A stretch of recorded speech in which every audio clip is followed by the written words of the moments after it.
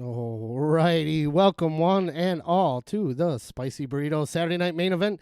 I am your humble host, the Burrito, and tonight we have a jam-packed fucking episode. We have Red Dead Redemption 2. We're gonna pick up where we left off, and I don't remember where that was, but we'll figure it out. So that's hence the cowboy. Oh, speaking of, hold on, I almost forgot.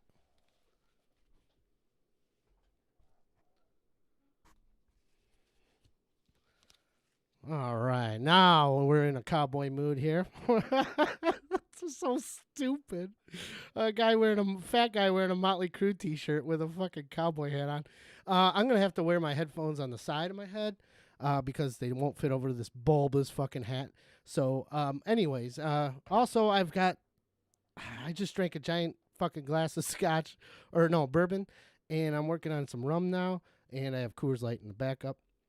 So.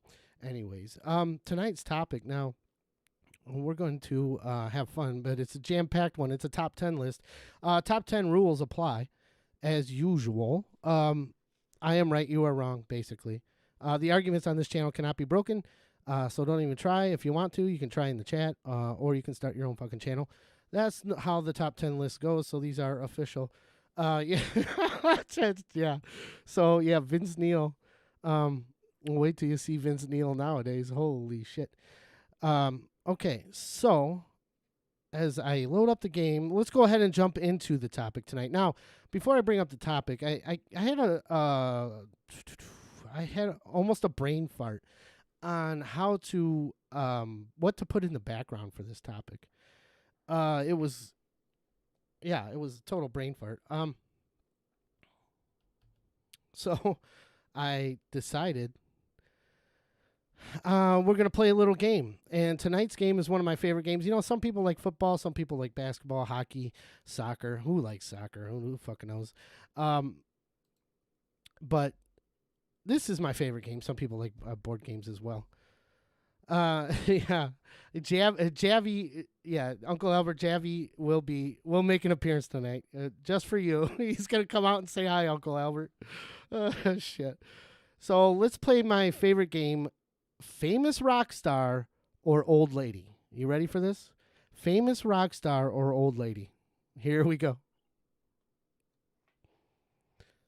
You can tell me in the chat if each one of these is a famous rock star or an old lady. What is it about old rock stars? They just turn into fucking old ladies, you know? It's the weirdest fucking thing. So yeah, and I had so much fun researching these these old farts.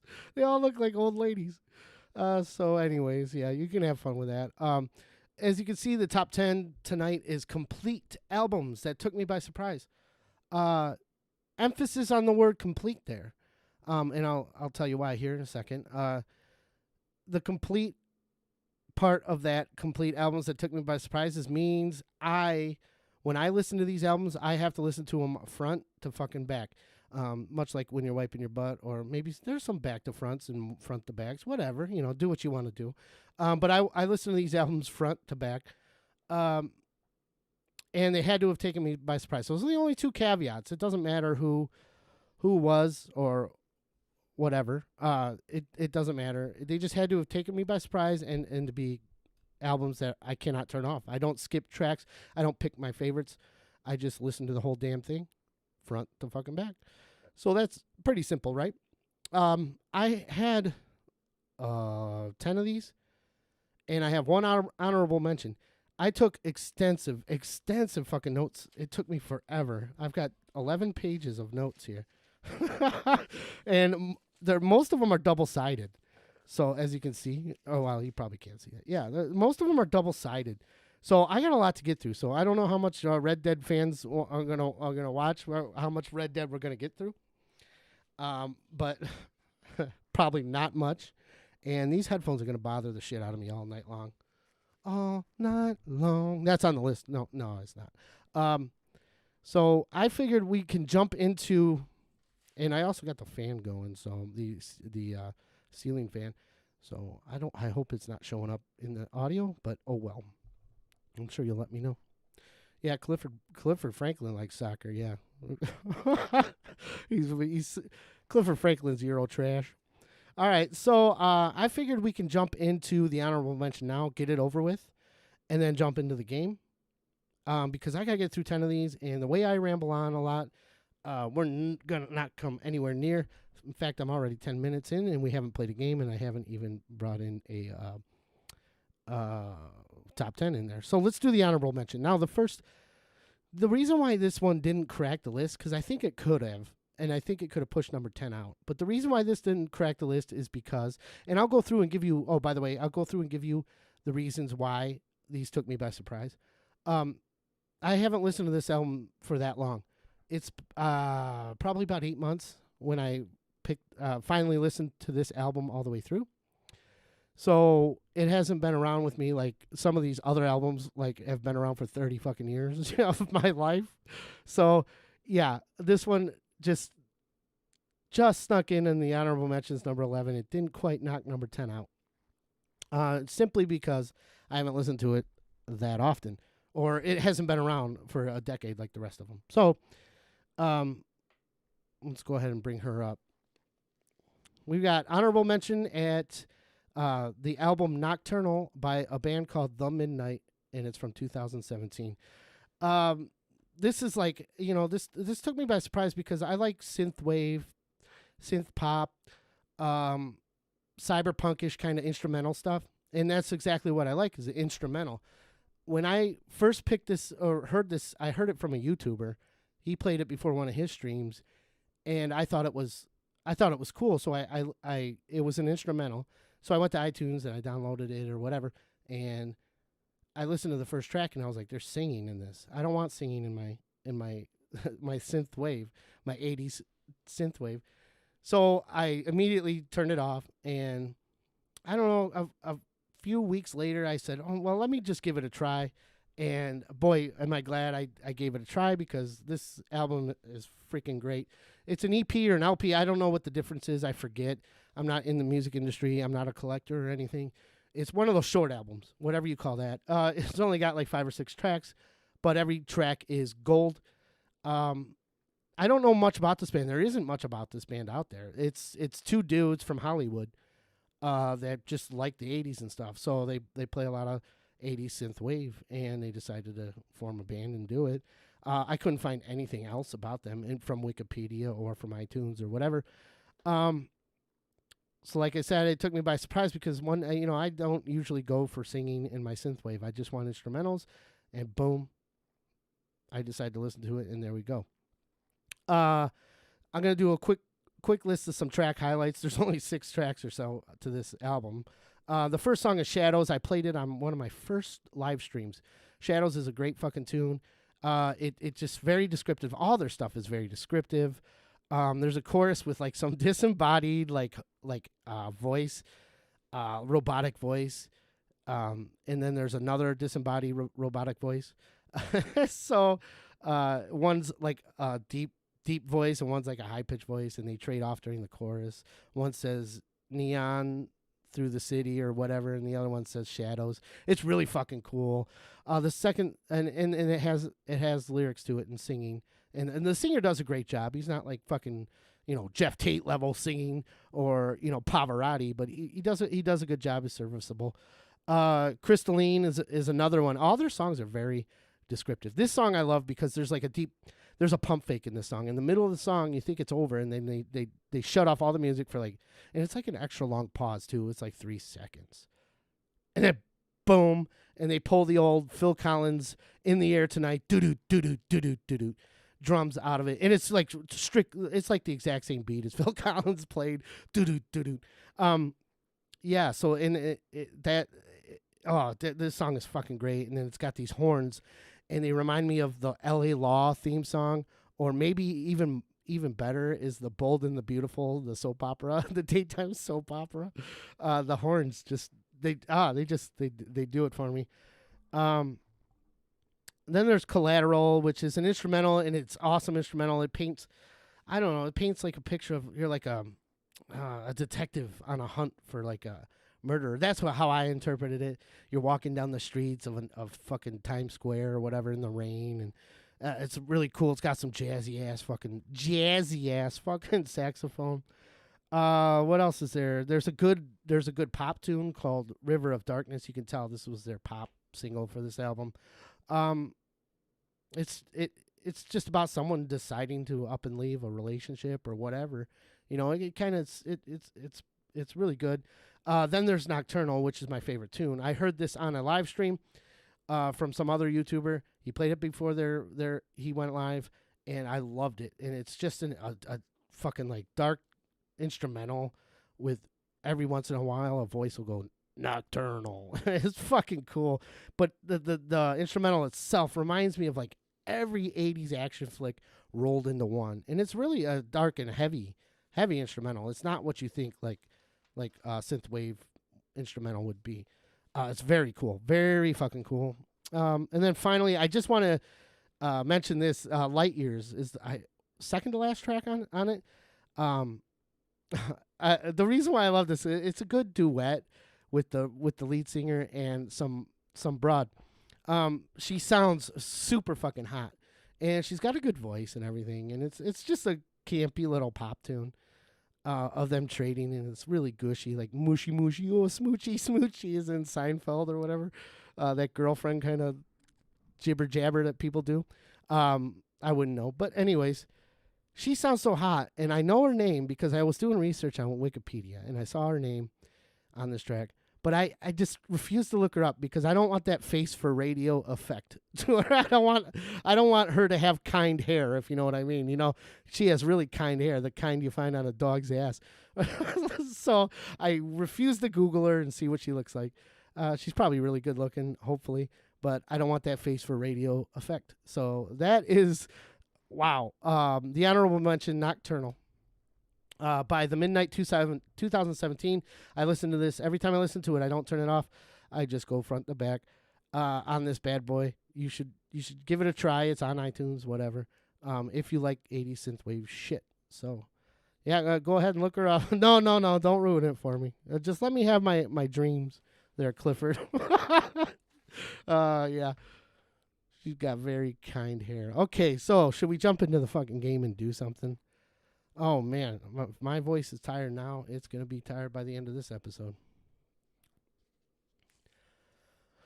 All right. Yeah, let's go ahead and play some Red Dead for a little bit, but it's not going to be long.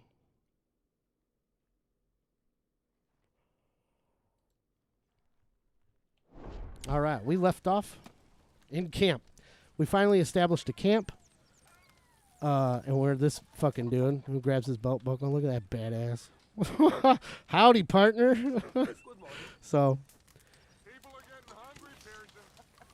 all right, you can't see it, but underneath my fat ass, there's a compass, and only I can see because my fat ass is blocking it. And we got to go find something to do. The world is our oyster, I guess.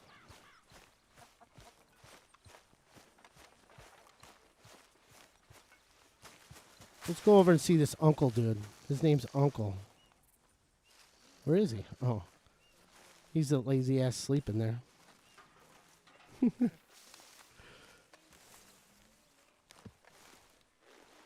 Ow! Careful not to work yourself to death there, Uncle. I was thinking. Yeah, does it pay well? Eventually. So, while the rest of us are busy stealing, killing, lying, fighting to try to survive, you get to think all day. Well, it's a strange world we live in, Arthur Morgan. Do you want to head into town? See if we can find anything out? Sure. I got some errands to run. Great. Go check the horses are ready. Look at this guy. We give him one little simple take the old man task. into town. Can take us too? Oh, man. Big Well, boobs what you McGee. got planned? Nothing. We'll find something for y'all to do. We always do. We're bored out of our minds. Been cooped up here for 2 weeks now. Karen's about ready to murder Grimshaw. Can Miss Grimshaw spare you?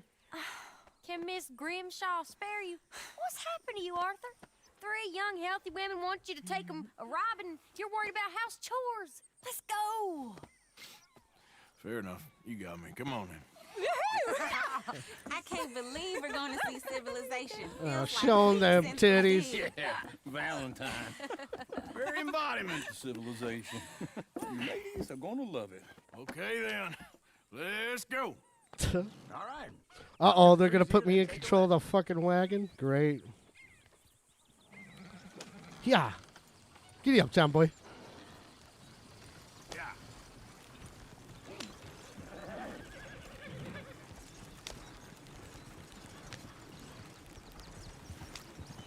I can get 70 miles to the gallon on this hog.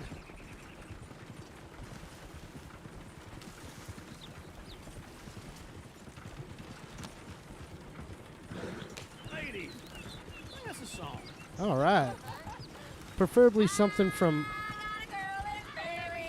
Oh, never mind. Ladies, shut the fuck up.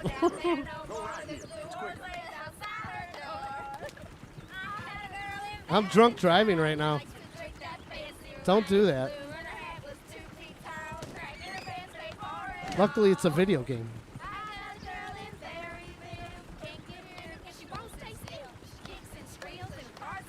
Farts.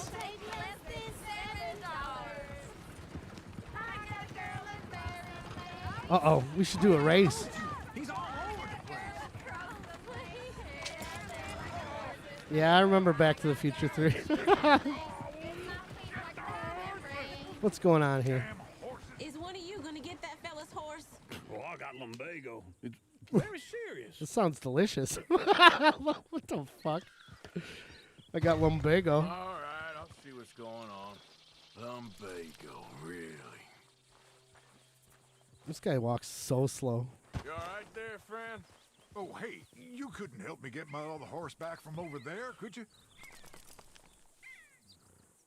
Sure, Sure, no problem. I should rob him. Thanks. It's the white one over there. Why's it gotta be white? Run, Virgil. Oh, shit.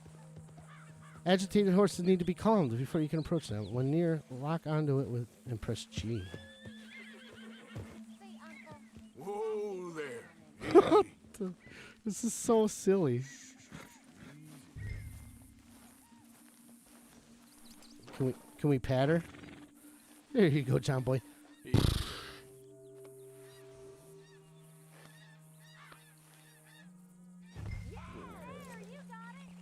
Damn straight. I know my way around a horse. You a horse too, jackass?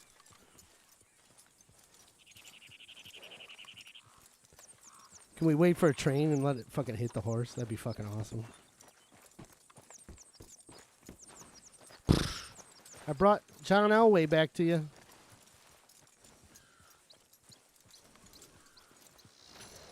Here you go. You're a gentleman, sir. A gentleman. No, not really. I was just trying to impress the women. Well, anyway, thank you. Trying to get some pussy. We can't rob you. Oh, that's dumb.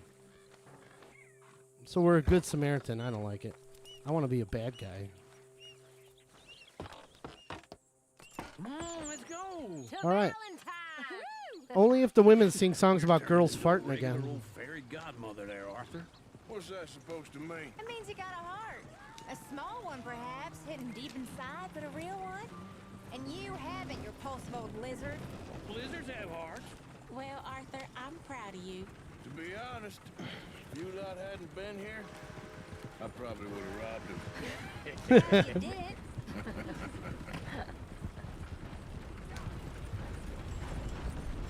Whoa there.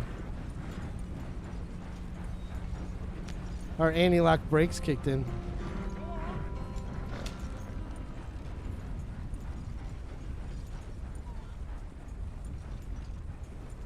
We got 1 horsepower on this thing. What the fuck? Come on, giddy up there. Woo! Smell those sheep. Or is Sheep? that Uncle? Oh, very funny. This looks like a decent little town. Other people, finally. Look at all that snow on the mountains. Sure don't want to be back up there.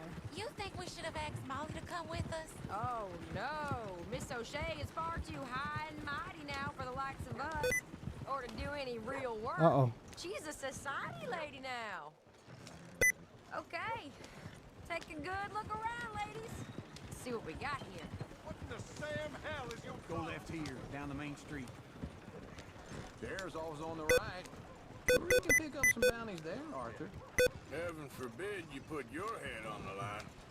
Yeah, that's a young man's game. Ooh, yes.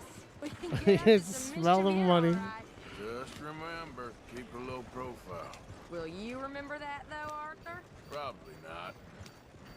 Let's park up down That's the not end good. there, near the stables.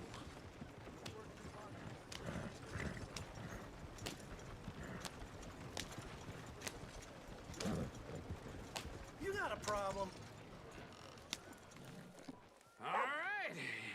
Here we are, just like I said, the cultural center of civilization. Whoa, nice focus Man at there. its finest. Uncle, what are we doing? Well, we're gonna do what any self-respecting maniac does. Put the women to work. With pleasure. We'll start at the saloon. Okay, just stay out of trouble. Don't get yourself. Yeah. It's just about as muddy as it, that's for Okay, well, sure. we'll see you at the general store when you're done. Come on, ladies. Imagine we're in Paris. Come on. I imagine Paris and Dallas. So that's how you see yourself, is it? A maniac? Well, in my youth, I used to be known as the one-shot kid. One shot. Okay. I'm not gonna ask why. You are a sad man, Arthur Morgan. But I know you love me. Desperately. You're my favorite parasite. No. Ringworm's my favorite parasite. You're my second favorite. This guy brought parasite. jokes. Very funny. I lied. Ringworm, then rats with the plague, then you. Shut up. This is the place now. Come on. Coos. So, what do you need? Hell, a drop of whiskey for a start. You know, something to pass the time while we're waiting on the women. Always thinking ahead, ain't you? You're looking a bit tired there, Arthur. Why What? don't you pick up some coffee while we're here? Full stock list in the catalog here on the counter. Oh, Whiskey's man. on the top shelf. I don't know nearest if the I door. do. I have to buy something? Tobacco. Let's buy some tobacco. Oh, this Dr. Hawthorne's cigar. You not getting anything, Arthur? Brandy, bourbon. I don't know. Maybe. Okay, these do all sorts of different fucking things. Cigarettes. Damages stamina, but restores dead-eye core. Jolly Jack's chewing tobacco. So, you're actually buying for once? Are you feeling all right? See this? Young folk got no respect for their elders no more. What do you reckon? The lamb or the sausage? Well, this here's a sheep town. The lamb's the best in the state. Now I know what the smell is. Well, that's a rough That's sheep, shit. all right. Sheep shit.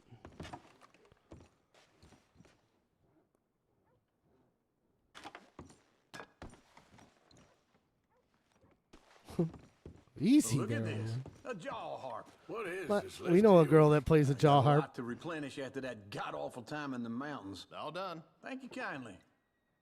Ah, this should do Get the that trick. cigar out of my That's face. fine whiskey. It's like playing with my brother's kids or something. That should do us. Let's go wait for them outside. Sure thing, boss. When did this guy become our fucking boss? Oh, here's to your good health, sir. And to being down here off that mountain. Absolutely. It's a funny world, you know. This time in my career, I pictured myself being married to an heiress. Ma'am. Gentlemen, I think I got something good. What? I snuck into this fancy house, acted like a servant girl. Usually works. Someone was saying her sister was taking a trip from New York or someplace. Train full of rich tourists heading to Saint Denis and then cruising off to Brazil. Okay.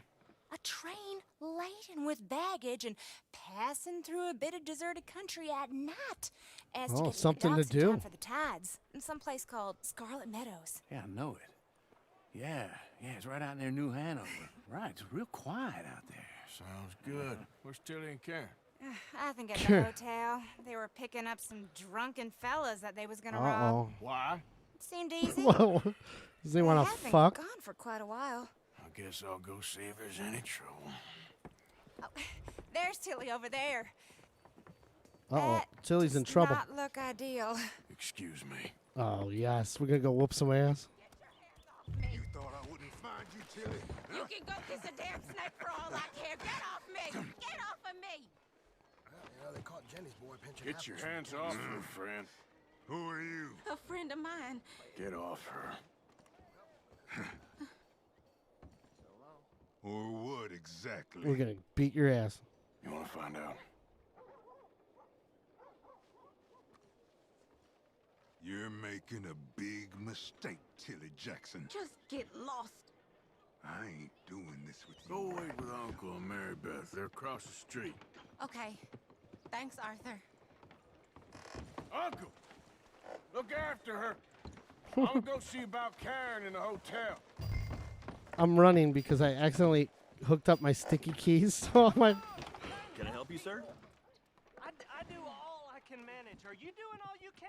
I'm looking for a girl who came in here earlier with a drunk fella. Mid-20s, blonde. You'd remember her. Yeah, they're in 2B upstairs. big titties. Are you, a friend of his? A friend of hers. More whorehouses. I think God might be ignoring this place. Like I said, as far as I know, they're in 2B. No trouble now, please. Yeah, sure. Whatever. Which one's this? 2A? This must be 2B. 2B. I don't know how to fight, so this might be... Oh, he's in his oldie underwear. Get out of here, buddy. I paid. Ain't paid to hit her, you goddamn animal. Come here. Oh, yeah. Fuck him up. Oh, I hit his face against the fucking mantle. What the hell are you doing here? Let's loot his ass. Trying to play him? Not very well. You okay? Fine. You sure? Yeah, 18 cents? I beat your ass up for 18 cents? men. But stupid bastard was boasting about the bank. The bank? Sure, I know small town banks are usually a waste of time, but this is a livestock town. There's lots of cash sometimes. Okay. Keep investigating. I will. Fucking fuck that dude up. Punched him and then he fucking I hope, took a everything's dive okay on the up there? mantle.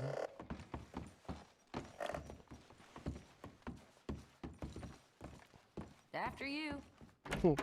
Thank you, Arthur. Excuse me, lady. I don't much like being saved, but when I have to be. I understand. You okay? Sure. He only punched me. Arthur punched him a lot harder. You damn straight. Hey, who's that guy over there looking at us? Weren't you in Blackwater a few weeks back? Me? No, sir. I Ain't don't from know here. You him. were. Well, I definitely saw you with a bunch of fellers. Me? No. Impossible. Listen, buddy, come here for a minute. I saw you. Come here. Come on, get. I don't like this. Me neither. Go get the girls home. I'm gonna go have a word with our friend. Be careful, Arthur. Just a word. Yeah! I'm on the chase. Just borrowing it. You stay away from me. Get back here right now!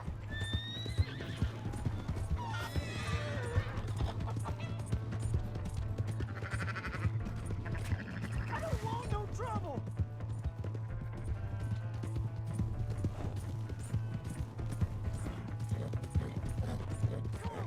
Yeah. Yeah.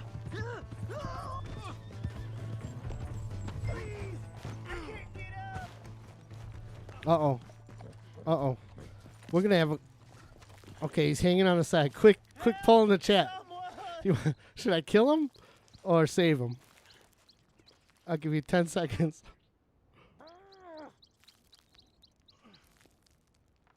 Help me. Okay, we can question him or kill him.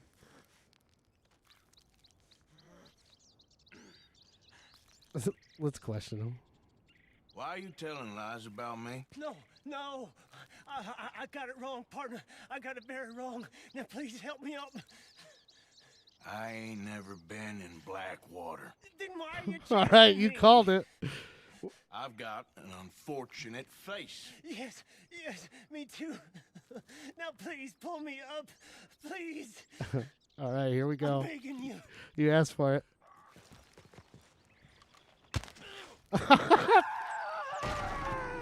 Oh, shit. Brutal. Uh-oh. Autosave? Yeah, sure. That was brutal. Oh, you lost honor. No. Okay, let's see how we did on that mission. This is all new to me. Return the lost wagon horse to its owner. Find Karen within 45 seconds. I don't know what that means. We can replay it if we want, but we need to get back into the topic. So let's just get on our horse here.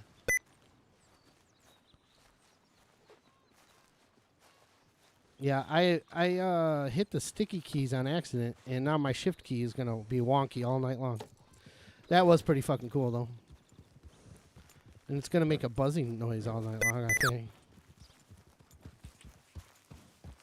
Oh, I think I turned it off. Okay, good. I got it turned off. Let's go ahead and pause up. All right. That was fucking fun. We just killed some dude hanging on, just for no reason. just stomped on his hands and let him fall to his death. We should go back. If I remember, I'll go back and loot his ass.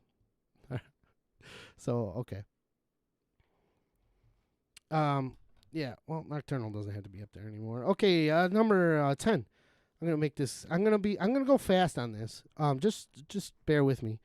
But number 10 is a band that I like from the 70s, a progressive rock band. And when I heard that there was gonna be no progressive rock and no Peter Gabriel, I thought, no fucking way, no thank you. Number 10 is Genesis, and Then There Were Three, 1978. Yeah, that's why it took me by surprise. I'm like, well, they're down to 3 dudes. They're not going to do elaborate, long-ass prog rock songs anymore. And Peter Gabriel's gone, and Phil's taking over for vocals. Not that I knew that at the time. This came out before I was born. But, like, I was like, I'm not I'm a fan of Genesis pop stuff, but I'm not, like, a huge fan of it. And so this album took me by surprise, and someone told me, you just listen to it. And I listened to it, and I fell in love instantly. It's the first album of Genesis as a trio. I mean, originally, I think Genesis had like 7, 8 fucking dudes in it throughout the 70s, and then late in 1978, they were down to 3 people, and hence the name of the album. It's like smack dab in the middle of the transition from Genesis as a prog rock band, artsy fartsy band, to Genesis in the late 80s or mid 80s, late 80s, poppy fucking shit, and Phil Collins' solo career poppy shit. It's right smack dab in the middle where they still have all the prog influence, but they are starting to write shorter tunes and stuff. And it's fundamentally, it's the same as the 70s Genesis, but it just has, shorter songs. They just couldn't do those elaborate shit anymore. They decided to shorten the shit down, but it still has a lot of prog in it. There's only one commercial hit on this album. If you know Genesis, if you know their catalog, their pop 80s catalog, there's only one commercial hit, and it's Follow You, Follow Me, and it's the very last track on this album, which is I found interesting. Usually, like a single wouldn't be the last track on an album, and it just shows you that they didn't know what they were doing. They just threw a 4-minute pop song together, put it in the last track of the album, and look what happens. It becomes their biggest charting song on this album. I don't think any of the other songs charted. Let's see. When they were down to 3 people, Mike Rutherford, the bassist, the original bassist of Genesis, had to take over the lead guitar.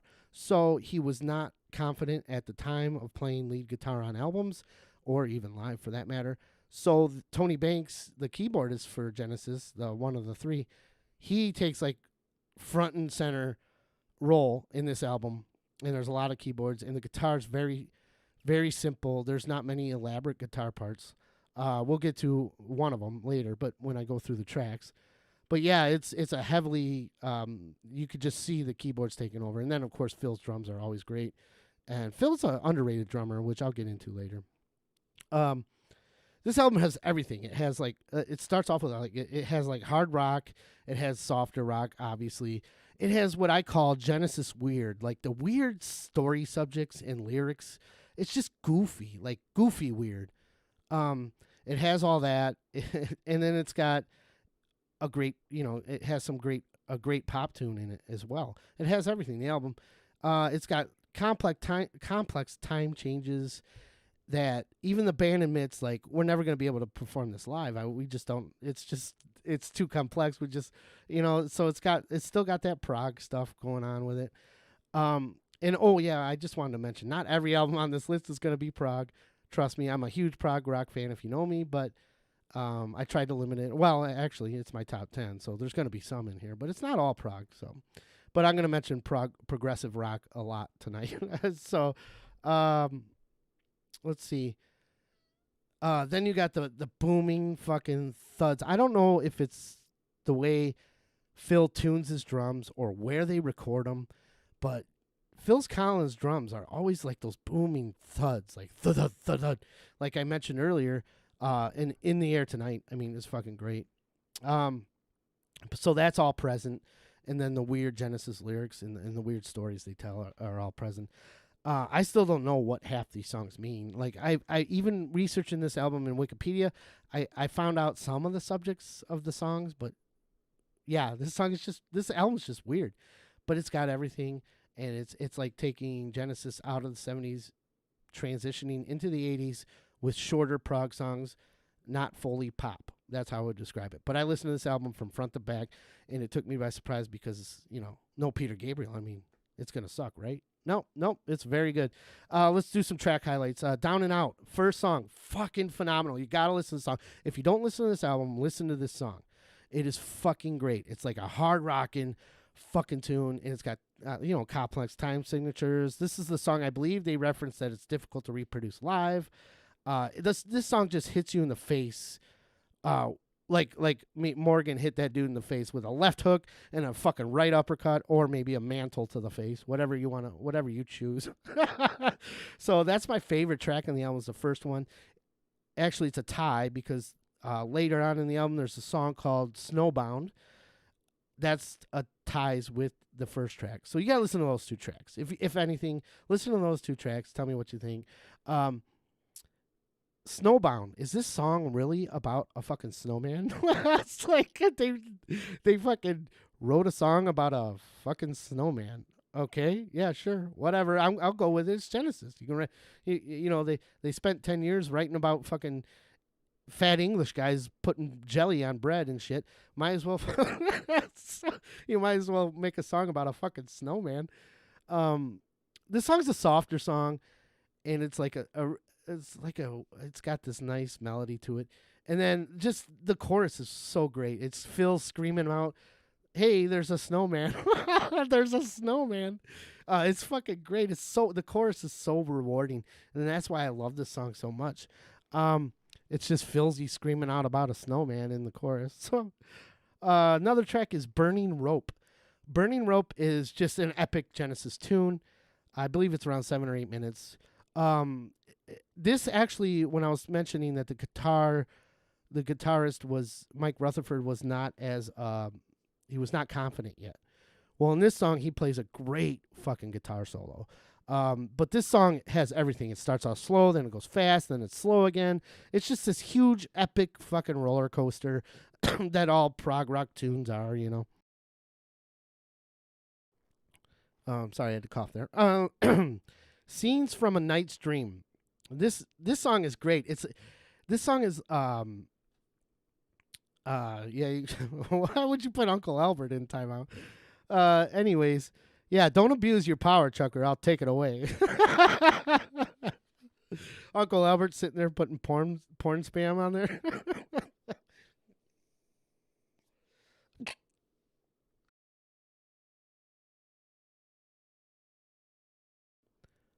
Curse these cursed smokers lung I got. Anyways, I had to cough again.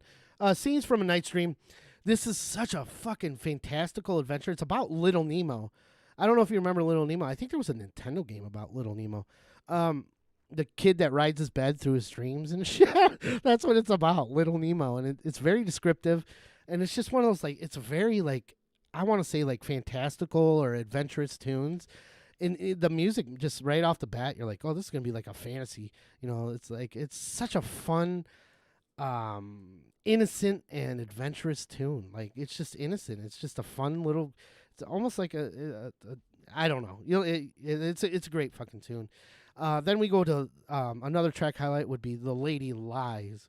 Now, this song, they proclaimed that they wanted to make it sound, the beginning of the song, make it sound like you're watching a stripper.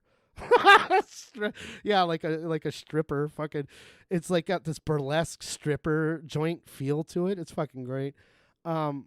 It's kind of goofy the way it sounds, but I love it. I mean, it's just it's them experimenting and being goofy.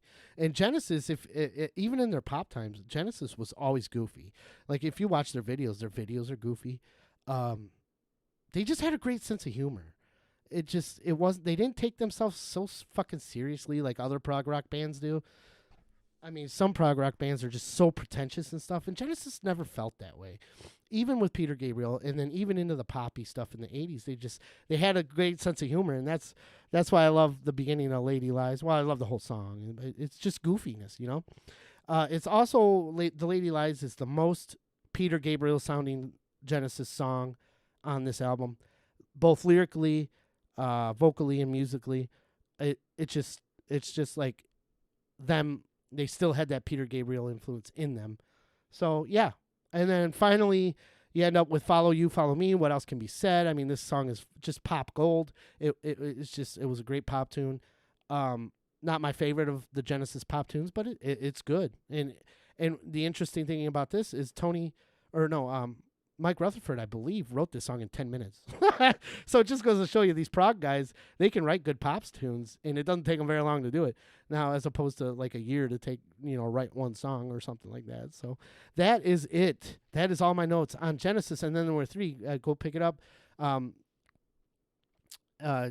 give it a listen. And if anything, just give a listen to the first track and Snowbound, my 2 favorite tracks. But me, I got to listen to this all the way through. So, yeah, Uncle Albert, I can make you a mod, and you can block Chuck. That's what. I can block you both. I wonder if we'll get a porn spammer tonight. I hope we do. Because I want Chuck to test out his new power. Although I'm a mod too, but on my phone, and I'm not gonna pick up my phone unless your wagon smells like a tuna boat. I missed that comment. That was fucking hilarious. I wish I would have read it when I was on the wagon. Spoiled tuna, that's for sure. That's not the albacore. All right, so we jump back into the game for a little bit. Oh man, I've got 9 more of these to go in an hour, or 3 hours, 3.25 hours. Okay, let's go ahead. Let's jump back into it. The beauty of this is when you in the pause menu, it turns the audio off, so I don't have to keep switching the audio on and off, which I like. Shows the rewards you get for playing modern games that aren't 10 years old. Giddy up, John boy. Yeah, block battle. You guys block you both. There's only 3 people watching. You 2 and me, and then you each block, and then there's like nobody watching.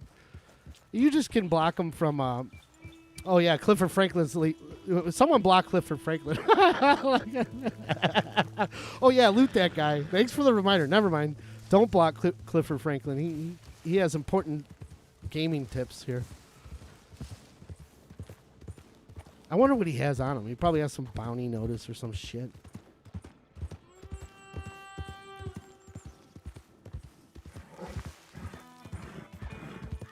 The question is, how do we get down there?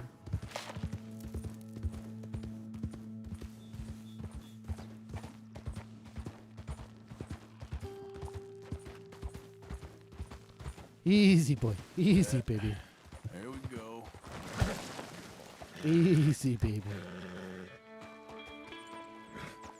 Where's his body at? I don't see it. He fell from up there. Let's hop off the horse. Maybe that'll help.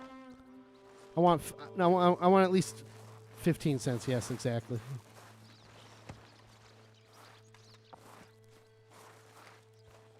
Come on, this guy couldn't have tumbled that far.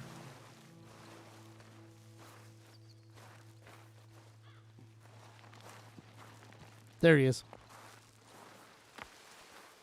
Opium. Hopefully he has some booze on him or something. It's going to be so disappointing, whatever it is. Whoa! $2.26. That's in a gold wedding ring and salted beef. Thank God Clifford Franklin reminded me. That's like a fucking millionaire, right? Back in 1890 or whatever the fuck this is, $2 was like fucking 4 weeks worth of work. Jackpot, bitches. Come on. Come on. I love this dude's voice. This voice actor's great. Can we climb in this horse? Let's hope.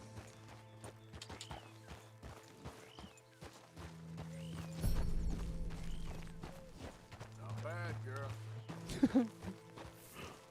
Cocksucker! Swedgen. Yes, the most erotic of all salted cured meats. I had a pastrami sandwich today. That's exactly what I thought of, Cindy. Blown out pastrami. Like Hope Solo. And Hope Solo's butthole. Oh, fucking gross. Don't Google that. Whatever you do, don't Google Hope Solo's butthole.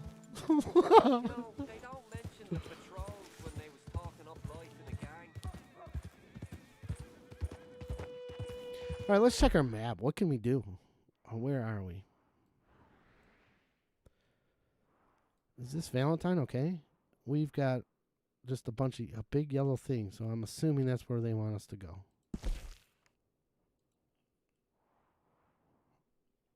All right, cool. I find pastrami the most sensual of all the salted cured meats.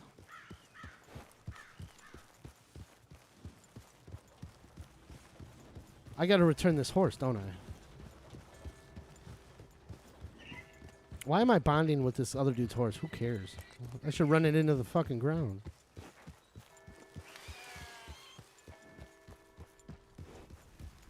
What in the hell is your problem?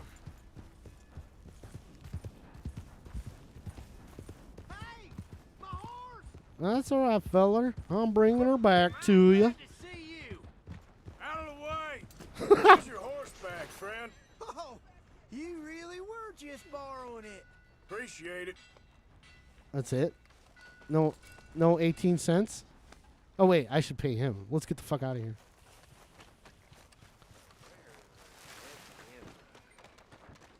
Good to see you back. Hey there, pal. Can you help me? Quick, folks, before I eat all these chops Could use myself. some help finding my way home. Yeah. Fucking drunk driver.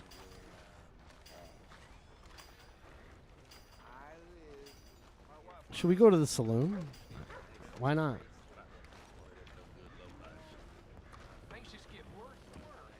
Let's interact with this guy, Abe Lincoln, over here. Hello, mister. Hello. Well, let's try that again, fella. Hello. That's damn unsettling. It's okay. You didn't feel much like talking. Yeah, I know. I don't know where the ladies of the night work. I think the ladies of the night left. I brought them here. Yes, Old West Saloon. Here we go. Uh-oh, Uncle Albert, if you're still watching it. Here's Javi. There's Javi. Pleased to meet you. Well, ain't you just the toughest teak mountain man? Here we go. There you go, Cindy. Here's the whores. Anyone can tell this one is a pussy cat. Exactly. Yes, he's a pussy cat. Ain't that so, Arthur? Whatever you say. How much you cost, anyway? Well, ain't Oh, that a yes. nice way to talk to a lady? Oh, I didn't know I was talking to a lady. This game is fucking awesome. Well, I must say, you got a fine way with the women, amigo. Yeah, regular dandy and a charmer. That's like me. I get Where's pussy Bill? repellent. Oh, man. I dread to think about it. I really know how to dry him up. There he is. Watch where you're going. Take it Are easy, you about to pal. kiss that guy or punch him? Uh-oh, bar fight. Here we go. Time to kick some ass. Where's my mantle at? These bastards. Oh, come on. We can handle these.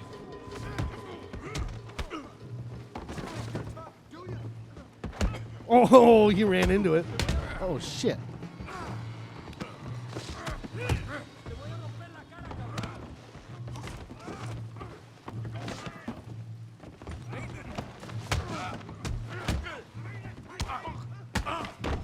Oh, shit, he's fucking me up.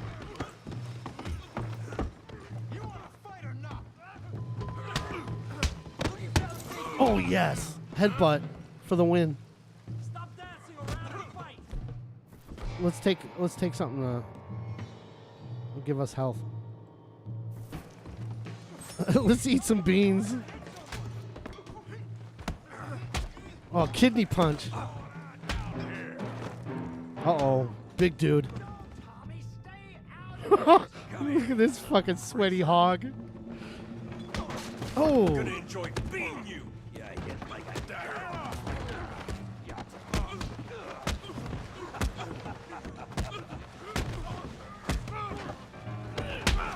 Nice. Javier, can you use some help?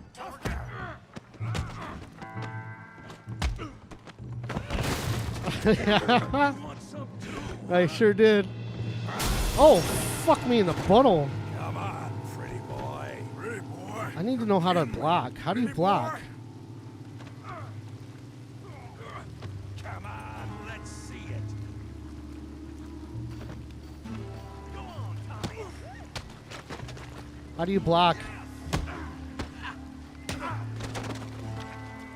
You can't be the best this town has. You okay there, Arthur? Yeah. I got this son of a bitch. Talks a big game. I'll crack your damn skull open. Kill him, Tommy! Don't go easy. Can we eat kidney beans while we're getting tossed?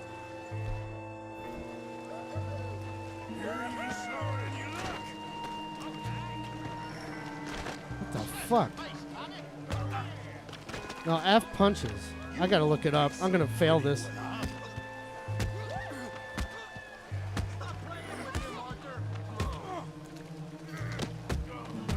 God damn.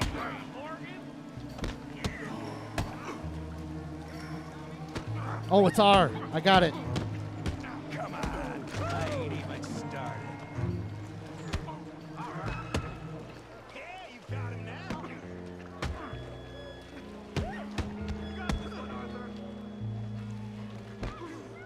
What you scared of? Huh? All right.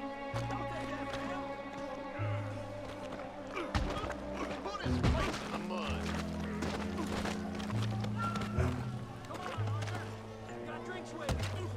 Beat him. I got him. I got him. Fuck you.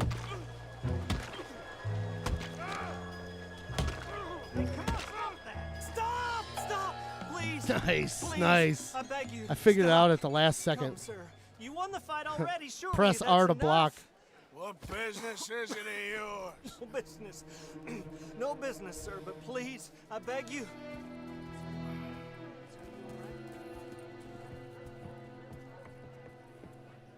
That was fun. Making new friends again, I see. Look how dirty he is. Look who we found. Uh-oh, sniffing Dutch about. and his boy toy. Josiah Trelawney. The very same. Joe Satriani? I thought you'd gone to New York. And miss all this glamour. You must be joking. How are you? Well, quite well indeed. I Well went endowed. to Blackwater looking for you gentlemen. You're not very popular there, it seems. Look at all that shit on his face. Dutch is Javier and Charles. Javi I've and missed Chuck. you. And Bill, looking as well as can be. Is that- Gentlemen, always a pleasure. Is that one of the Wyatt the Wyatts? Popular in Blackwater. We left a lot of money there. And young Sean, it seems. Sean. You found him. Definitely Yes, getting pink eye. I Definitely have. getting pink eye. He's being held by some bounty hunters, trying to see I'm gonna how get pink much eye on my money brown the eye. government will pay them. I know he's in Blackwater, but there's talk of them moving. Well, if we step foot in Blackwater... Well, then we're dead men for sure. There'll be Pinkertons all over the place, but if he's Fucking alive, we gotta Pinkertons. try. Yeah, of course. It's you they want, Dutch. Always is. Charles, go find out what you can, carefully. Josiah, take Javier. Arthur, Javi. go get yourself cleaned up. Join them when you're ready. Well, what about me? Well, exactly. What about you? What does that mean? Oh, Bill, come on. Where's my hat? Should I go hatless now that I'm hatless in the game? No, that looks stupid. You can just see my shaved head. So we probably failed this mission, but Bill starts a brawl. Save Javier, we did. Defeat Tommy in 1 minute 30 seconds. That took us like 5 minutes. Should we replay it? No. Multiple missions are available. These are shown as A3 on the radar. Okay, you guys can't see the radar. That's a good place to pause and get into the next one because it's 9 o'clock. I gotta get moving. Yeah, it was R to chat or R to what you call it? It was fucking crazy. R to block. I figured it out at the last second. All right. All right. Let's hop back into the topic. Where were we? We did 10. Oh, great. 9. 9 is... Well, let's just bring it up. Daft Punk, number 9. A Random Access Memories, 2013. I was always aware, and everybody's aware of the single Get Lucky. I didn't really know it was Daft Punk at the time, and then somebody showed me this album, and I was like, oh, yeah, they sing the Get Lucky, and they played it for me, and I was like, oh, it's pretty good. If you would have told me that it was two French dudes, two frogs in robot costumes playing electronic music, I would have been like, no, thank you. But for some reason, this one just it just nailed it. I love this fucking album. I listened to it front to back as usual. Yes. And now, let's see what else. A little bit about the album. This is the first album. This is a personal story. First album that I listened to in my truck. I bought a truck and it had a very good sound system in it. And I wanted to test it out, so I put this fucking bad boy on. That's how good the music is in this, and just cranked it up to 11, as in Spinal Tap would say.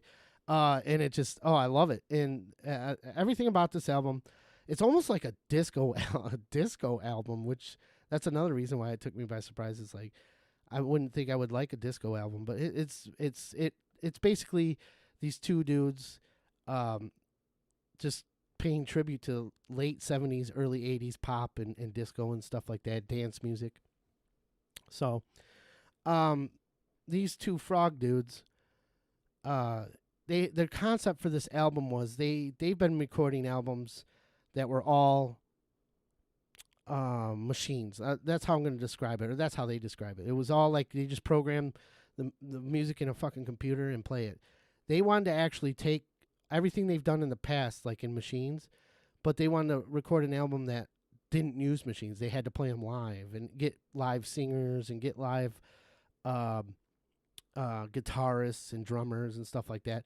So basically they wanted to take the music out of the machine and put it back into human hands, but they wanted to play that electronic style, and it really shows in this album. It's very cool. A couple of their songs deal with that topic altogether in general. We'll bring that back up in a second.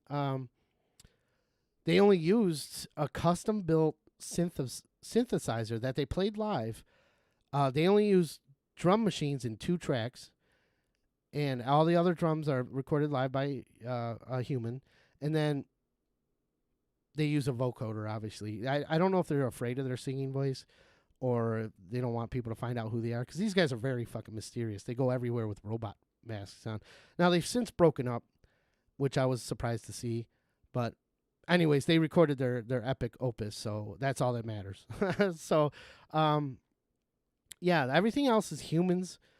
Like I said, they only use the drum machine on 2 tracks, and the synthesizer is played live. It's not programmed into a computer and just spits out, what it sounds like.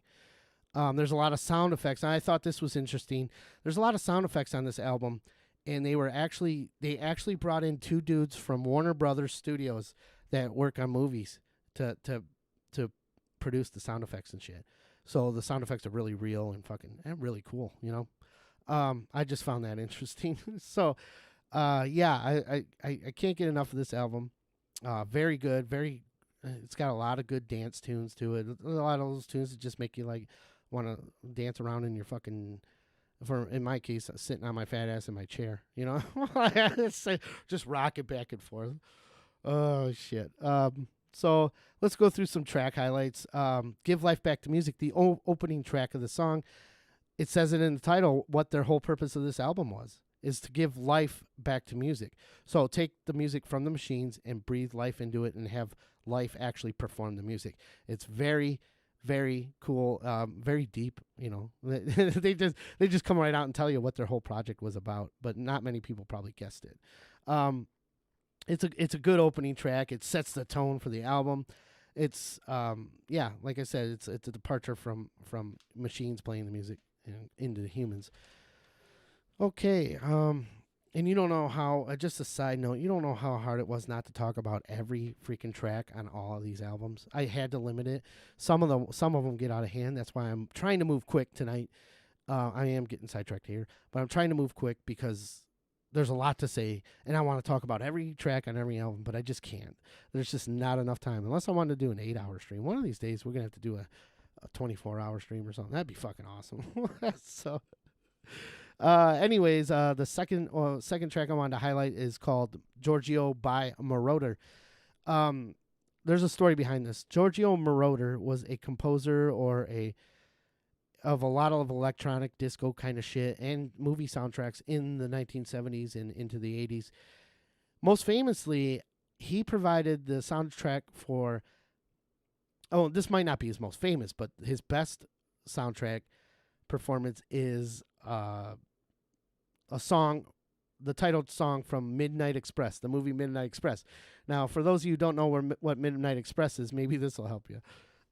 Oh, Billy! That's where Jim Carrey got that from in The Cable Guy, where he grabs his titty and smushes it against the jail cell wall or the plexiglass. And he says, "Oh, Billy." Well, that's that movie. It's from an actual movie.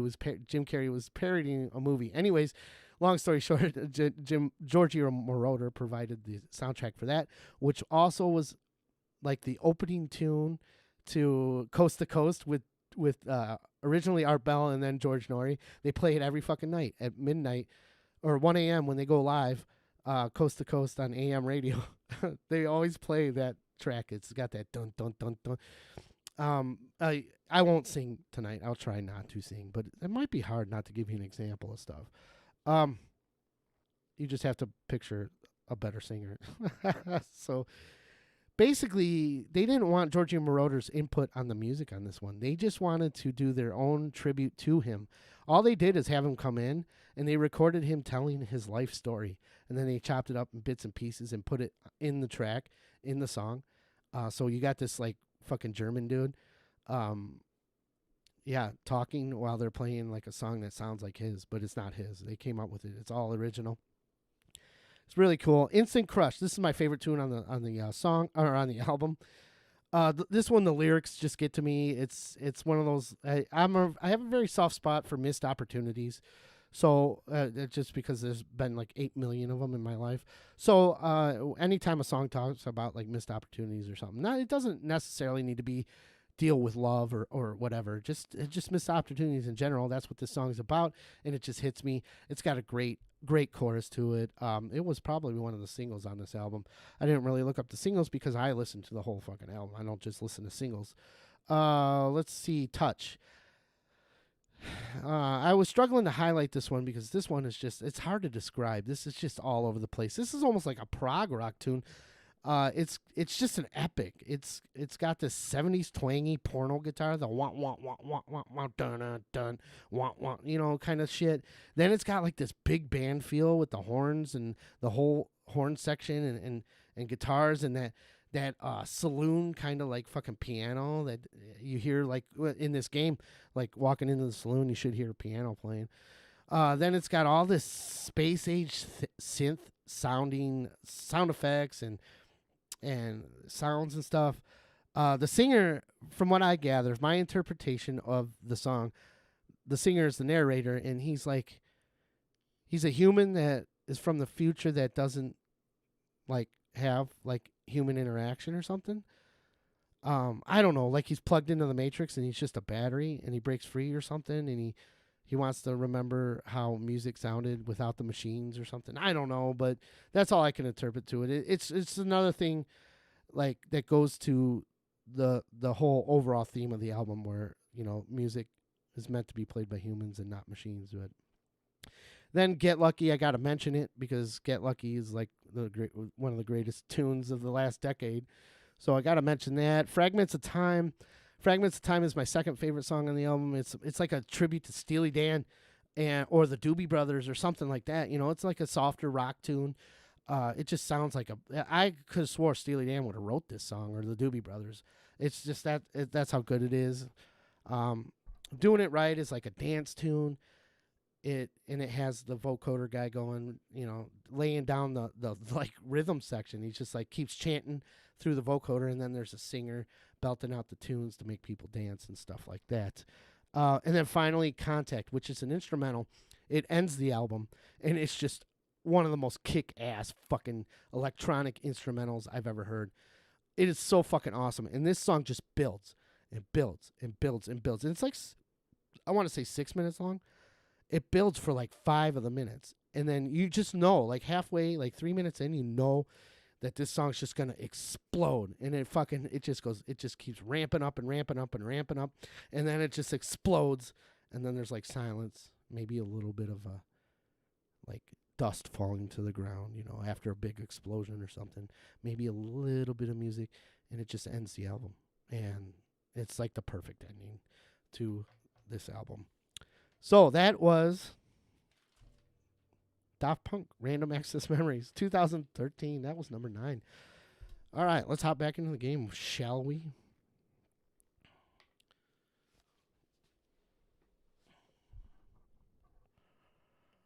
Well, let me take a sip.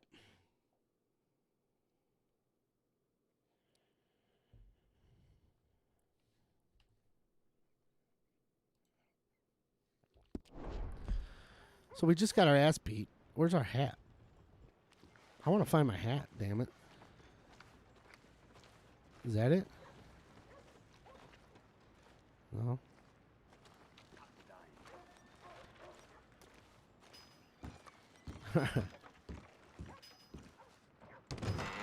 Where's my hat? Oh, there it is. What the hell am I doing? This hat can be stored and will be lost if left on the ground. I like this one better. Isn't this our original hat? Yeah. Okay, I like that one better. Can we loot these guys? All these fucking... They can't be dead, can they? They just gotta be passed out, right? Nope. We can't loot them.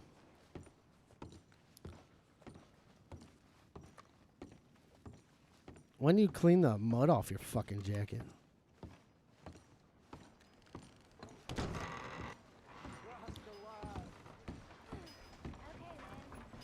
Alright, let's check the map. Apparently there's... Okay, all these are yellow. These are all missions. Is there any in the... What is this question mark all about? If we click on Hosea, where's he at? He's down here. Is this our camp? Horseshoe Overlook. Yes, it is. Is Kieran down here too? Yep. Leopold, and where's the good Reverend? Oh, he's all the way at Latnik. Okay, let's head back to camp. Horseshoe Overlook. Can we create a waypoint here? Perfect.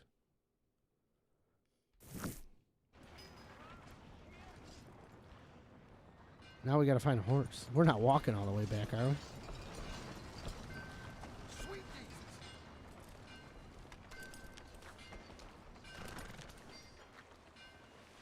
Jesus. Partner, don't you work too hard. Horse is that? Oh, that horse has nuts.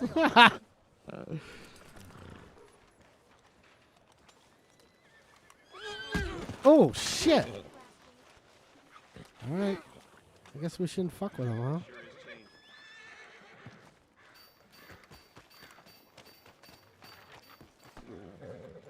Let's go.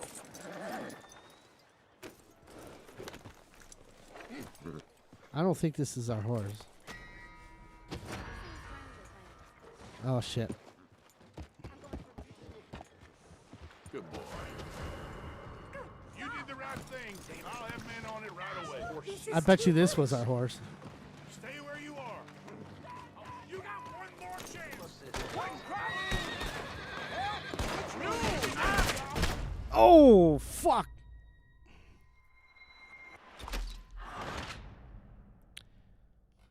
I don't understand why the horse isn't our horse isn't marked. What happens when you die is the question. This does. I lost 82 cents.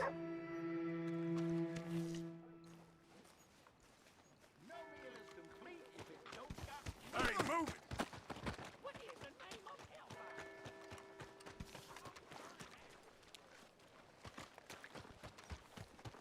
I don't know what happened there.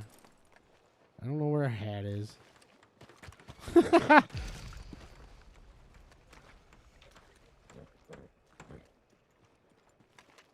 Good evening, friend.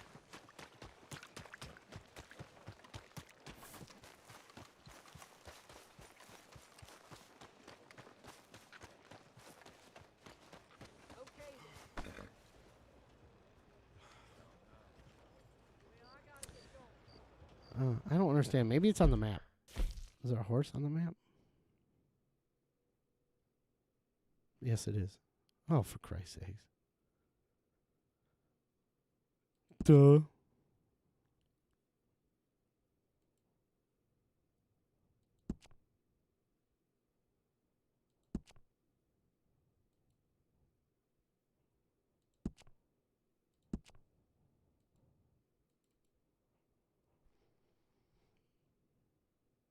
right. I guess. Evening. Evening, sir. You all right?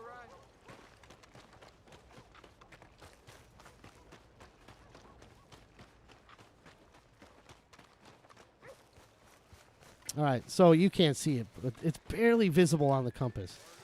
But there is a horse on the compass. Apparently it's mine. Finest meats here. Nowhere else. Welcome back. It's this guy? I could have sworn my horse was all brown. Oh well. All right. It's been a while, boy. Knocked a tree right down on my house. Evening. Well, that's just how. Giddy up, boy. Giddy up, John boy.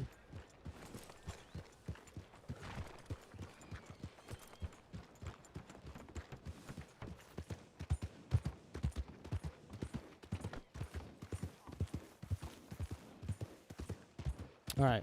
Cool. I'm going to leave my hat behind because I didn't see it anywhere. It's probably on the ground in the mud. Got trampled and is now trampled in horse shit.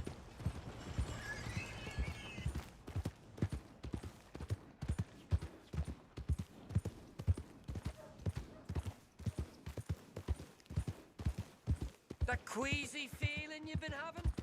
Think that's 'cause there's so Huh, many that's O'Driscolls syphilis. about.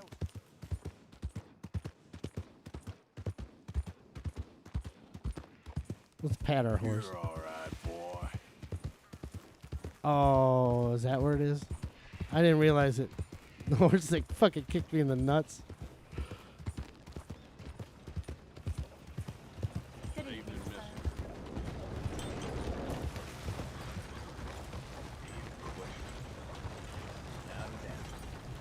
You could jump to the wagon?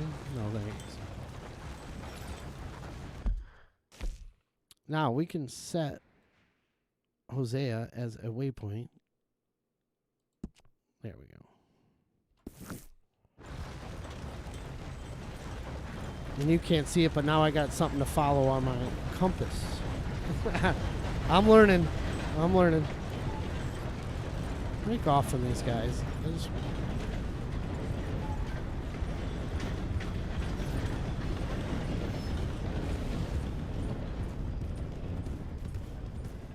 It looks like Chuck's taking the tuna, the schooner into Tuna Town. How's that go?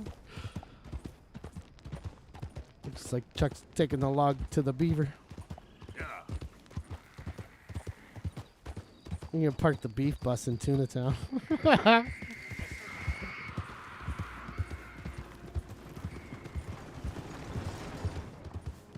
There, boy.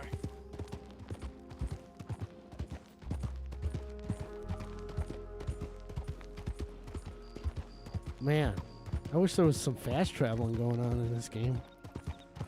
We're gonna have to ride back to our camp like this every time we go somewhere.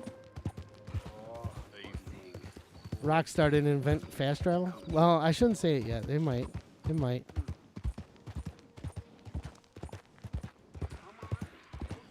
Tiggo biddies.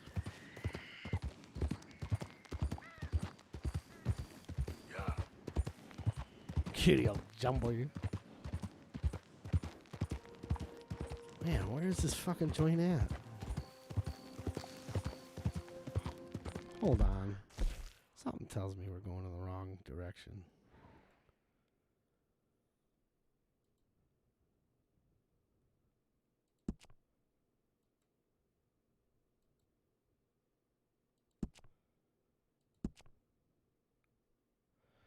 Yeah, this is weird. I just want to go to Horseshoe Overlook, damn it.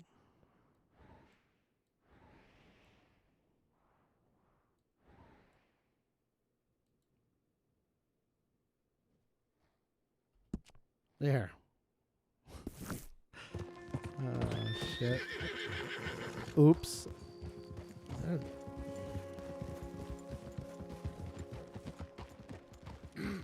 Mister? Quit wasting my... You hold up a second. I ain't no fool. I'm gone. Aw, calm down, tough guy. Shit. I tried.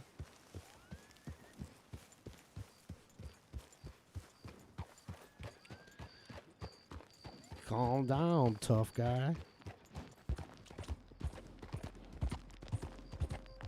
Okay, so I was totally going in the wrong direction. That's all right. Yep.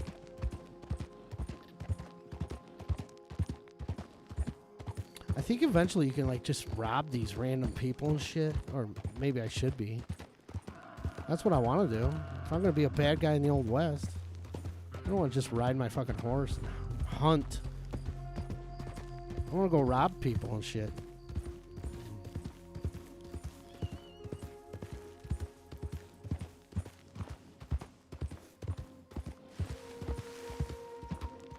All right, boy. Who's that? It's me. Look what the cat dragged in. Oh, so we have a sentry on the post.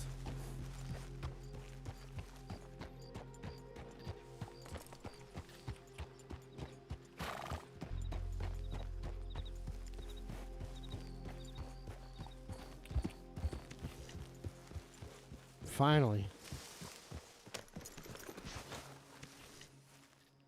Let's get our next quest. Hosea, just the guy I'm looking for. Oh, no, I don't want to go hunting. Screw that. Hey, Arthur. There's other people to talk around.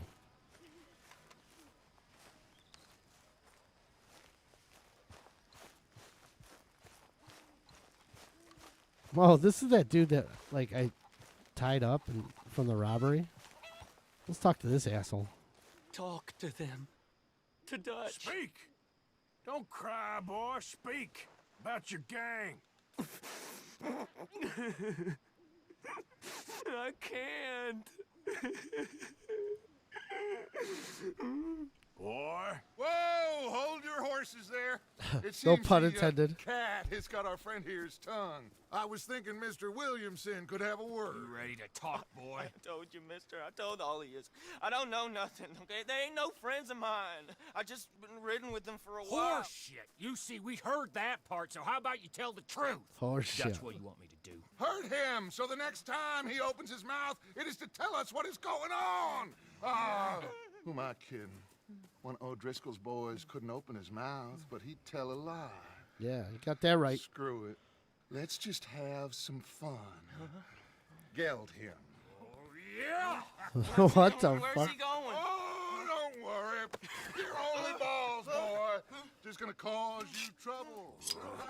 You know, in Imperial Rome, eunuchs was among the happiest and most loyal of courtiers. No, you're kidding me, right? Of course. You sick bastards! Oh, what do you want from me?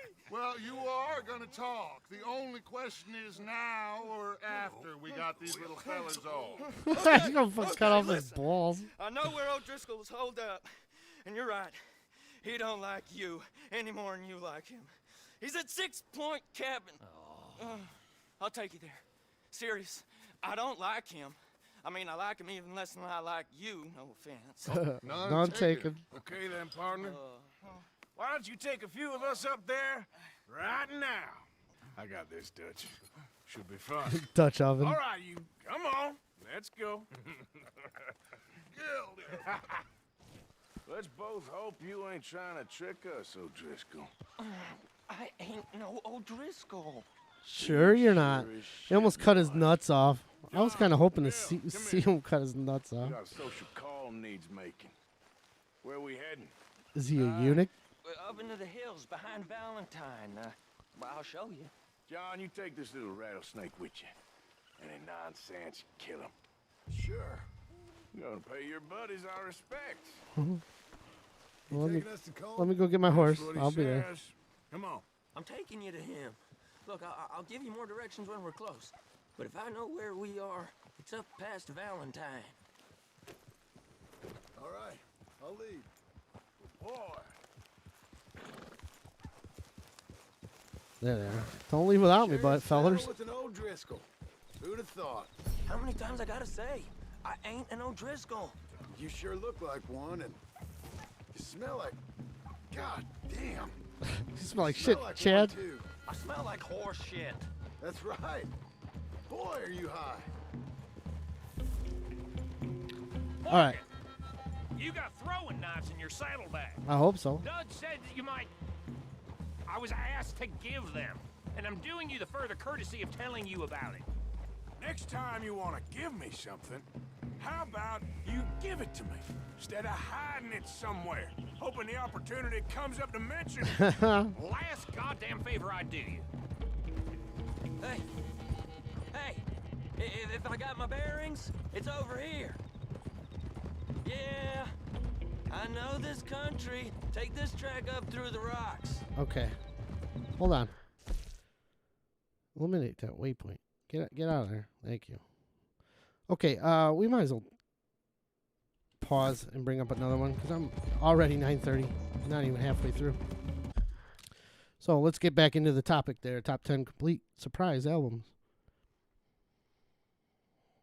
Where were we? Number 8. Wow, only 8. I'm going to make this fast. This next one is, you're going to say, well, how is this a surprise? Well, I'll explain. Coverdale Page, self-titled Coverdale Page, 1993. This is an album I cannot stop listening to, and I've been listening to it for, 30 years now? I remember when this album came out, and I was a big fan of Led Zeppelin, but I didn't expect it. Jimmy Page had been gone for years. He was with the Firm in the 80s, but they didn't really do much other than providing soundtrack for Charles Bronson movies. By the way, Death Wish 2, great soundtrack by Jimmy Page, fucking makes the movie. I think written Jimmy Page off, and then at the time I was like, oh, Coverdale. I don't even know who Coverdale was. I wasn't a big Whitesnake fan or anything. So yeah, when I popped this in, it just took me by surprise of how good this fucking album was. I remember seeing the single on MTV, and just being hooked. And I was like, well, I don't know if my brother's got it or what, But ever since then, been listening to it on all the time. And I love this album front to back. So that's why it makes the list. It's almost as if Led Zeppelin would have been active in the 1980s when all that hair band shit and glam rock was going on. This is the album they would have made. It's a fucking great album. There's some epic tunes in it, some long tunes. There's some great fucking just bluesy rock shit going on in it. The first 7 tracks of this are just gold. They're perfect. The first 7 tracks just hit you like a fucking Mack truck. You're like, this is a perfect blend of Zeppelin and hair bands, Whitesnake. A lot of people thought that David Coverdale is a Robert Plant like impersonator. I don't feel that way. First of all, Coverdale's been around forever. It's just as long as Robert Plant has, so you can't really call him an impersonator. And he brought a Whitesnake feel and David Coverdale feel to this album. Yes, it's similar to Robert Plant, but it's not exact. It's not an impersonation. The history behind this is there was supposed to be a Zeppelin reunion, which there always is a Zeppelin reunion rumored. It fell through because Robert Plant was too worried about his solo career, which is very good too. But yeah, too worried about his solo career, so Jimmy Page had nothing to do, and he wanted to do something. So someone introduced him to David Coverdale, and they said, "Yeah, let's try it." And they pounded this album out pretty quickly. Let's see. Page basically did this because he wanted to prove that he's still around, and he's still a fucking, he still has it. So that's why he did this album. And it's great. It just proves the point that Page never left. He's always been around. It's just, unfortunately, he can never find a singer that wants to sing for him, I guess. Or Robert Plant never wants to get back together, Another thing about this is there was rumored, there was a possibility of a reunion. David Coverdale and Jimmy Page they toured once for this album, and then they just never did anything ever again. And then in a couple years ago, they were gonna reunite, and then a fucking goddamn COVID hit and spoiled the reunion. Fucking COVID. So it ruined everything. God damn it. So of course, since that hit and the reunion fell through, I'm hoping now that COVID's supposedly over, they can get back together and maybe go on a tour or something. That'd be fucking cool. Or record another album, follow up to this album 30 years later. Call it Coverdale Page 30 years later. So, yeah. So, okay, let's jump into some tracks. Highlights. First song's my favorite song, Shake My Tree. This song, just the opening riff, it just proves Jimmy Page is back, baby. And Jimmy Page still has it. Page wrote this riff, the opening riff to this song, for In Through the Outdoor, Led Zeppelin In Through the Outdoor. But he didn't use it on In Through the Outdoor, probably because he was high on heroin at the time.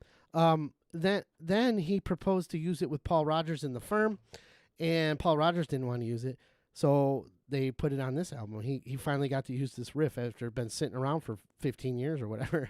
And it's just a great fucking tune. Classic fucking Jimmy Page, guitar. You can't beat it. Waiting on You is another. It's just a good bluesy rock fucking tune, which these guys are masters at, both Coverdale and Jimmy Page. Obviously, he's the god of bluesy guitar, bluesy rock guitar, Take Me for a Little While is like a slower track, but it's got some good orchestral strings in there. Towards the end of the song, it's worth the wait. Pride and Joy. Now, Pride and Joy is the song that they released a video for, and I remember watching it on MTV, the premiere. And you were like, when you heard the opening riff, it had like that Zeppelin folksy kind of stuff they experimented with. Well, it turns out, I read on Wikipedia, don't trust Wikipedia, but take it with a grain of salt, that David Coverdale actually wrote that opening riff to Pride and Joy. It wasn't Jimmy Page, but it sounded like Jimmy Page. So it just shows you that Coverdale could come up with some good stuff as well. But then it's just, this song is the perfect blend of Zeppelin and Whitesnake, in my opinion. The perfect representation of it. It's got that experimental Zeppelin kind of folksy guitar, mandolin kind of thing with with just the Whitesnake fucking bluesy sex. You know, it's like but the bluesy sex of Whitesnake. I don't know how else to describe it. Over Now is another track that's great. And these are all in the opening 7 tracks. Over Now is a great song. It's got like this dark, brooding riff to it. Very heavy, dark, just brooding riff to it. Feeling Hot. Now, this is my second favorite song on this album. If there ever was a Whitesnake song on this album, this is it. This is like a total just Whitesnake. You could tell Coverdale probably wrote this one. The boys are feeling hot tonight. Women to the left. Women to the right. It's fucking great. I love it. I can't get enough of that tune. And then there's some more epic tunes towards the end of the song. It does tail off a little bit, but I never shut it off. There's a couple more songs at towards the end of the song that are just typical bluesy, but just everything they wanted to demonstrate is in the front 7 tracks. But I just reward it by listening to the rest of it. Now, I'm not saying they're bad. It's just, if you want a good sample of this, just listen to the first 7 tracks. Every track's fucking good. So, anyways, that is it for Coverdale page number 8, 1993. I'm going to pull a audible here and go right into number 7 to catch up. So, let's go right into number 7. So, number 7 is Hooray for Boobies, the Bloodhound Gang, 1999. I know what you're thinking. I like everybody heard the Bad Touch, which is Do It Like We Do It on Discovery Channel. But when I heard it, I was like, did he just reference X-Files in a fucking song? And I was like hooked. I liked the song. I thought it was funny. And someone told me, I think it was like 2000 or something, like you should listen to this album. You should really pick that album up and listen to it. So I bought it. And not thinking much of it because I'm like, oh, it's probably just a comedy album, I was like, I love the Bad Touch, and it was like a perfect but pop fucking funny ass comedy tune. But I picked the album up on a friend's recommendation, and I put it in, and I was like totally shocked. Like, yes, it's funny. Yes, there's a lot of comedy in it, but I just had a brain fart there. Yes, it's funny. Yes, there's a lot of comedy in it, but there's a lot of good music in it as well. I love every single fucking track in this album. I will not skip any one of them. Let's see. I wore the shit out of it too. I've listened to it so many times. It mixes like rap and rock and alternative rock and comedy and all in one. Like every song's funny. There's something funny about every song. There's only one serious decent song, and I think it's a cover. The rest of it is just all funny, full of a lot of puns, a lot of funny similes and, and shit like that, or metaphors. This album contains a lot of horns, so it's like they're not like just untalented dudes that wrote a funny song. They've got some musical talent. They're hilarious. The music's good. It's good. Every song's got a good beat. There's some good sampling in this album. There's some samples from Metallica, Pink Floyd, Falco, Frankie Goes to Hollywood. Just some great sampling that they use in the songs, And then Jimmy Pop, Jimmy Pop's the leader of this thing. You can tell it's all him. He kind of reminds me of like a Trey Parker. Like he can perform music well enough to sell like albums and stuff, but be funny as fucking hell and still make them funny. And he's kind of got that genius that Trey Parker does, who's one of my idols. Yeah, I love every song on this album. Definitely front to back. Let's do some track highlights. This album opens up with "I Hope You Die." You can tell what that's about. You just draw your own conclusions there. But it's a hard rockin' fucking tune, and it's got some great fucking guitar, like hard rockin' chords and stuff like that. 3.14 is the numerical version or numerical representation of pi. Well, obviously this song is going to be about vagina, and the song's all about trying to rhyme a word with vagina. So that shows you some of the comedy in it. Mope. Mope is a great fucking track, and it samples this samples 3 different fucking things. There's probably more than I don't even know. But they use Rock Me Amadeus from Falco. They use Relax from Frankie Goes to Hollywood. And then they use For Whom the Bell Tolls from Metallica. What a fucking mashup that is. It's flawless, too. It's flawless the way they use them. And it has, like, you know, a lot of funny stuff, a lot of funny lyrics. And when they do the chorus, it's got the fucking For Whom the Bell Tolls, the and he's doing the chorus and shit. And then there's like all of a sudden in the middle of the song, it stops and Pac-Man shows up and smokes some crack, and then it goes back and they sample the Pac-Man theme too. I forgot about that. Then it goes back into the song. It's fucking great. I still laugh at that fucking song. Yummy Down on This. I gotta mention this because it's like an industrial metal kind of sounding song. But at the end, he gags on something. He like gags himself for like a minute long. It's just like him gagging, and it's so brutal and so like real that I can't help but laugh every fucking time. And the reason he's gagging is because Yummy Down on This is about getting a BJ or something like getting a blowjob. So yeah, it's fucking hilarious. Battle of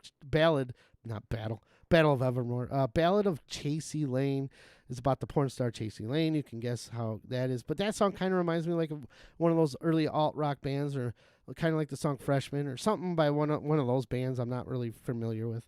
But it ends with a chorus of now show him them titties. He introduces his mom to his girlfriend, Chasey Lane. She's a porn star, and he's like, show him them titties. Fuck. Magna Cum Nada is a great heavy metal tune, but it has like goofy keyboards. Yes, Yummy Down on This throbbing ball of hot man chicken, and feel free to wiggle dunk those purple bulldog cheeks. Yeah, it's great, and I just love how it's just like it's a song about how much of a loser he is. I can relate to, so that's a great one. Take the Long Way Home. I think this is my favorite song on the album. It ranks up there. I would call it my favorite song. It's like a funky tune, and it has like these good horns in it. It's got like a metal chorus, guitar chorus to it. But my favorite part of it is the way he sings in this song. He's just got the most monotone voice throughout the whole song. He's just like, take the long way home. But then there's like these great horns and a great beat and shit going on. It's just, he's like, might as well take the long way home. So that's why I love it. Right Turn Clyde is the one with another brick in the wall. I just wanted to mention that. Instead of saying another brick in the wall, he says, all in all, you're just another dick with no balls. And then finally, the song that probably most people recognize nowadays, or what do you call it, with this album, associate with this album nowadays, this is how big this song got. Most people would be like, oh, is that the album with A Lap Dance Is So Much Better When the Stripper Is Crying song? And it's just a good old fucking comedy tune, you know? It's just a funny comedy song. Lap Dance Is So Much Better When the Stripper Is Crying. There's some great lines in that, too. Oh, my God, what a great tune. Then it ends up with a cover of Mary, Mary, or whatever. Along Comes Mary, and it's like the only serious song on it because it's a cover. But the rest of them are all funny. And then he does a lot of comedy skits or small little skits in between songs, which are fucking great. So overall, I listen to every track on this album. I love this album. It's got a lot of good metal sounding guitarish in it, with a lot of electronic, a lot of good beats. And then, of course, it's funny as fuck. So, you know, it's a great, perfect formula. It's almost like they caught lightning in a bottle. Now, I do like a lot of their other albums, and I kept following them. Over the years, I kept following them, but they're just never a front to back complete album to me as much as this one is. Like, I'll listen to those other albums, but there are songs worth skipping. This one, I just don't skip over anything. I wonder if I'm gonna get censored on YouTube for those boobies in that album cover there.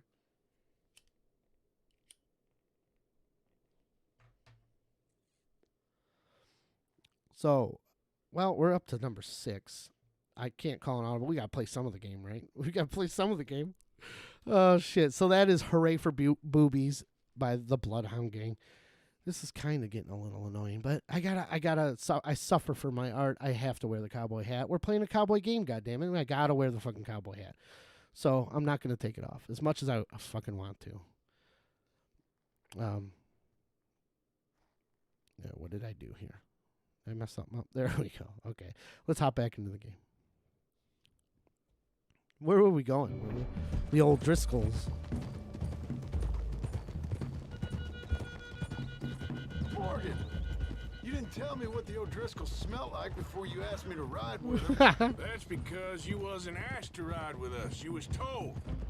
I smell like a stall ain't been cleaned out in a month. Wow. I smell like that because you had me tied up there about as long. You'd be smelling worse if we'd done what someone was arguing for. Granted. I was in with a bad lot. I'm trying to make amends, if I can. You don't know the half. I do know Colm killed Dutch's sweetheart. And that's the man you chose to ride with. Well, a little backstory. Well, it was Who said it had to be a woman? Brother. And the way I understood it, Making excuses for the man and his crimes. What kind of trap you leading us into, boy? I ain't. I'm trying to help, honest. We'll figure it out. Hey, it wouldn't be a Let's Struggle stream if I didn't know the controls, right? I mean, it's been a month since I played this fucking game. And now we go left. Road will take us up and round.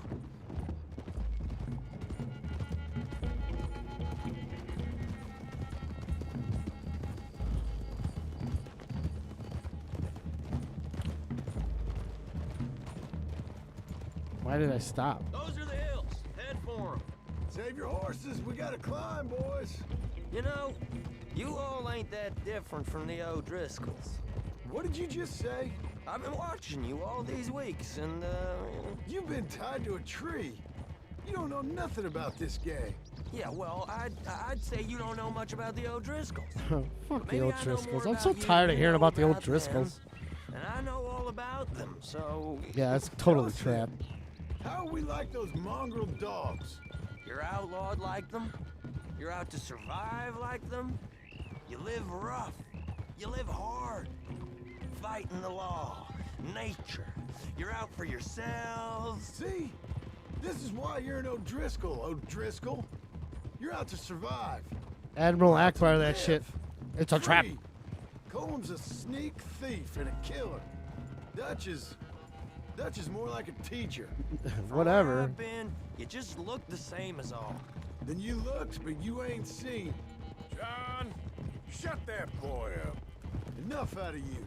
Boys, we're almost on them. Now, who knows if this son of a bitch we got with us is talking true, but if it's what he says it is, and Colm O'Driscoll's here, we can end years of fighting. Here and now. Okay, now cut left up here. We go down the hill into the forest. We're going in quiet, taking them out as we find them, trying not to set things off. If we do, we move quick and hard. Settle this like we know how. So they're giving me options because they know I'm gonna fuck it up. Okay by me. With you, Morgan. All right then. Through the trees here.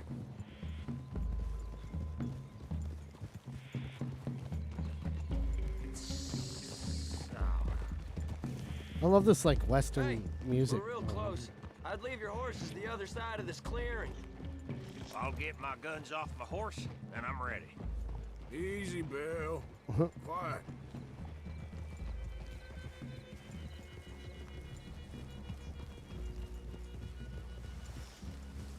Okay. This is it. The cabin's just the other side of this hill. Okay. Off your horses. Let's go. You gonna get them knives? I said easy. Am I tired or something? Follow me, all right? Throwing knives. It ain't far.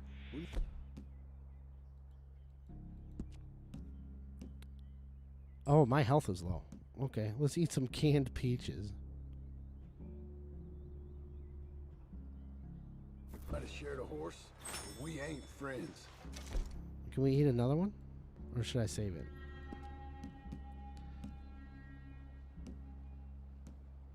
I only got 2. Oh, fully restores health. Okay, we'll keep that for later. Let's eat another canned peach. Remember, I'm watching you. Every moment. Them's good peaches. I ain't gonna shop you now. Come on. It'd be suicide. You'll die, boy. But you'll lose your balls first. Jesus Christ. You guys in the balls. These guys are obsessed with this guy's balls. He must have some real big balls. Catch up with him there, Morgan.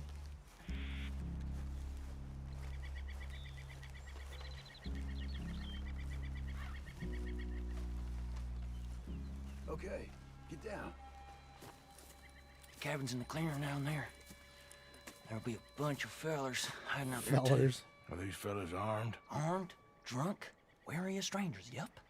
And Colm O'Driscoll? He'll be holed up in his cabin. Be passed out, booze blind, likely as not. Hey, over there. Someone's coming. So, who's gonna tell him? Booze blind. Let me think. The fella that spooked the game, I reckon. I'm gonna drain it. I'll catch up. No, we ain't gonna fall for that. We're gonna wait so you can tell him yourself. Yeah. If anyone's actually gonna shoot the messenger, it'd be that mean. All right, let's try a stealthy approach. Yes, sir. Come on, shake it off. What are we doing about the pisser, Morgan?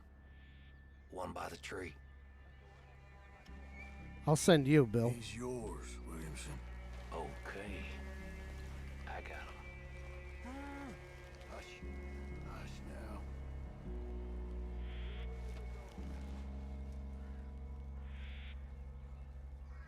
Yeah, fucking, he's gonna do him in. Stay here. Nice. Don't you damn move.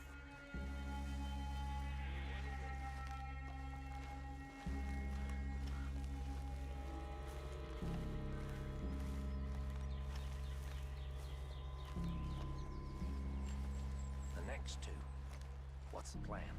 Hurry up already. Knife kill. Fuck Let's yeah. get close to these 2. Make no mistakes here. That's what the knife's for. When we're there, we move at the same time. Come on. Get down this hill or I'll pull you down it. Christ! Ah, I fucked it up. Where do you keep your valuables? Guns in the camp! How the fuck did I fuck that up?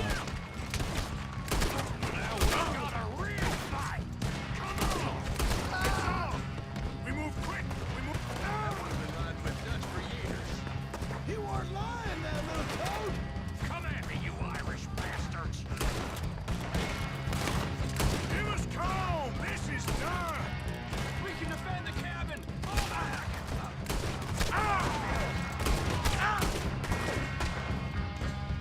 This is quite a hideout. Colm O'Driscoll! Where are you? We caught him on the drink! Bastard got me. That's my tree, dude. Get out of my way. Who that? Oh shit.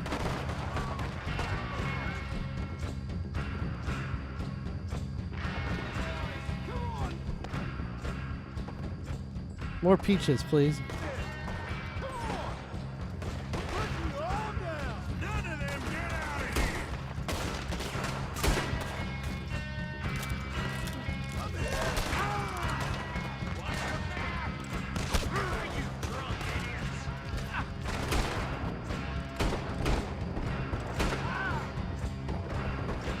Don't run away from me. Bullet for each one of you. Clean them up! Clean them out!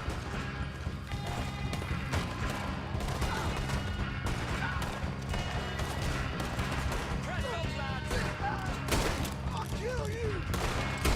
Oh, right in the nuts. Dead man! O'Driscoll hides! We catch you unawares. If all your friends are here, who's he checking your ways?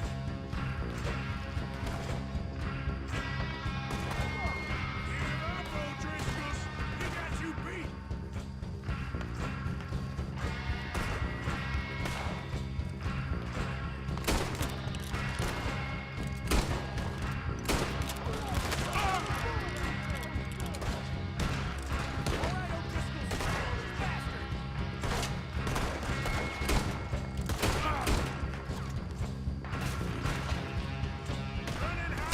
Oh, shit.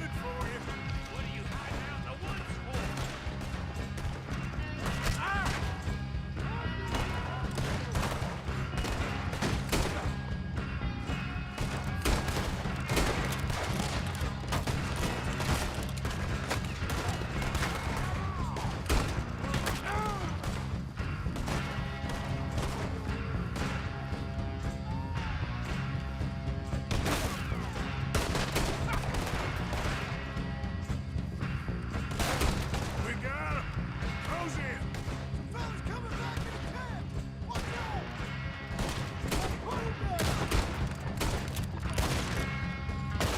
Damn, how many bullets does that guy take? Oh, shit.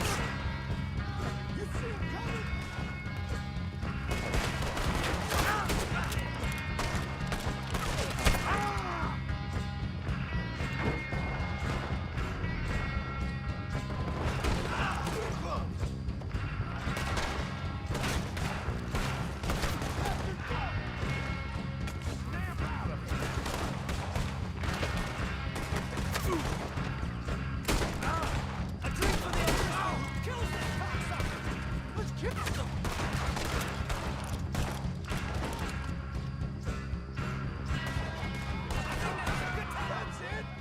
They're turning tail! Leave them! Comb's still here. All right, I did fucking terrible, but I'll check. You look out I didn't here. die. Give it up.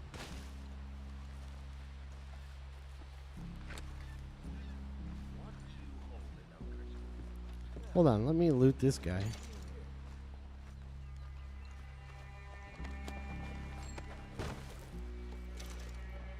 Nice.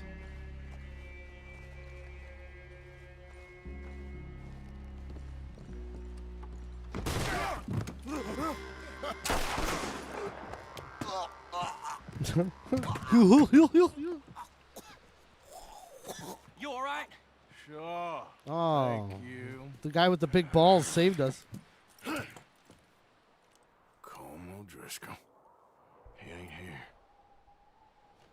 You set us up. Come here! What? You set us up. No, I didn't. You did. Colm O'Driscoll ain't here! He was here, I swear. If I was setting you up, I wouldn't have saved your life. It's a good point, Arthur. Yeah, Arthur. Arthur. All right, then, go on. Get out of here. Hey? I won't kill you. I didn't set you up. Get lost. Get lost. I'm letting you run away. Now go on. Get out of here. That's as good as killing me. Out there, without you, Colm O'Driscoll's gonna lose his mind about this. So? So I'm one of you now. Great. Give me a break. All right, then. But I'm warning you. Oh, I know. Come on, let's get to camp. So you got the cash then? What cash? Yeah, there's usually some cash in the chimney. I'll check it. Rest of you boys, get to camp quick. What the hell? See, Arthur? Yeah, I ain't so bad. Hey, Bill. You tell Dutch old Kieran ain't worth killing. Just yet. Right you are. I need some more peaches.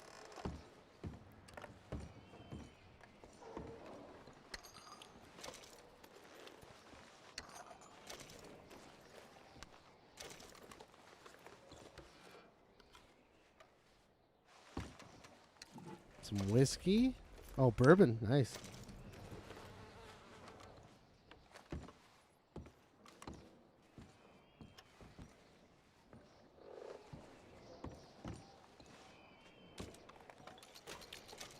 $13.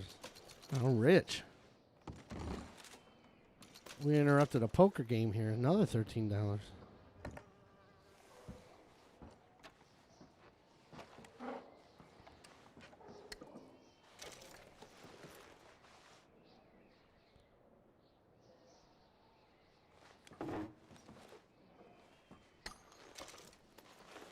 Shotgun shells. Am I going to get a shotgun? Yes, I am. Nice.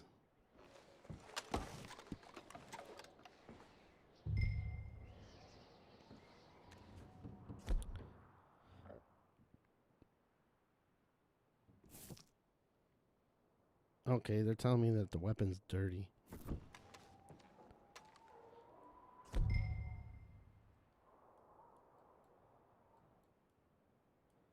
Do I have gun oil?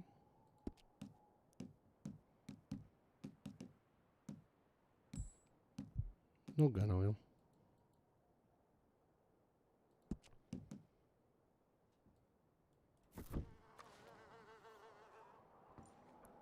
What are they trying to tell me to do here?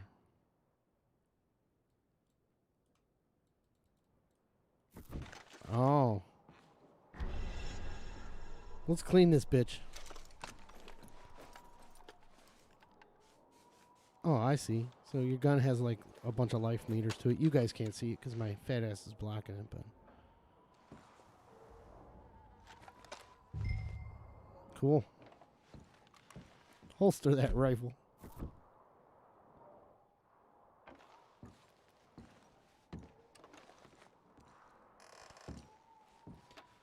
Anything else we can grab? Oh, the chimney. Didn't he say something about money in the chimney? Yes, he did. Wait, he's scratching your back? Come on, dude.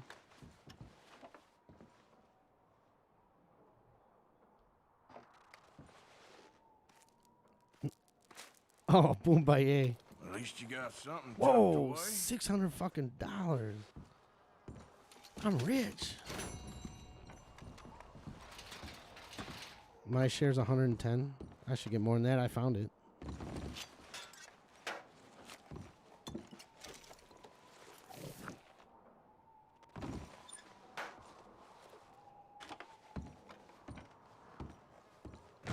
All right, we're done in here.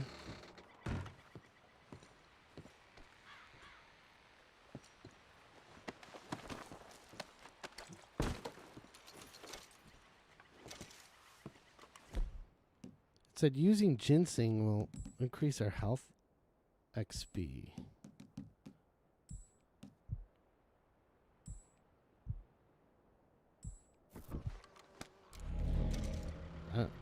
I just drank a bunch of bitters.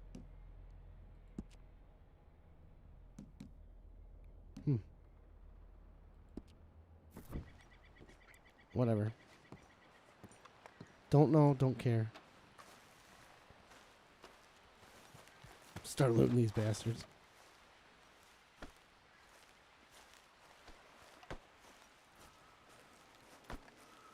Just kicking around the dead bodies. Where's our horse?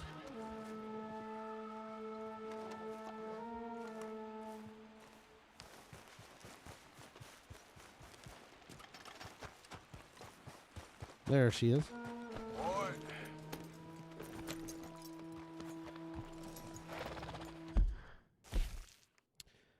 All right, we want to get... Oh, there's a bounty hunter on us. We want to go back to Horseshoe Overlook.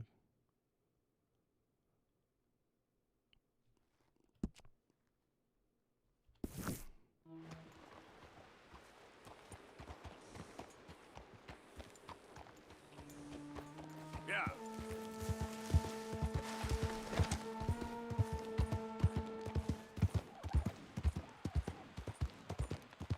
Yeah, the chimney had 600 fucking bones in it, man. 600 greenbacks.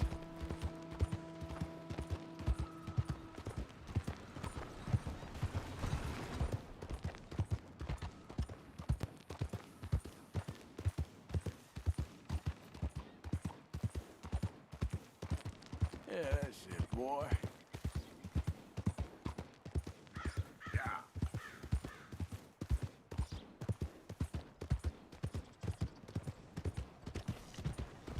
That was a pretty epic battle, even though I sucked at it. I'm so terrible at aiming. Move! Damn, I'll sleep well tonight.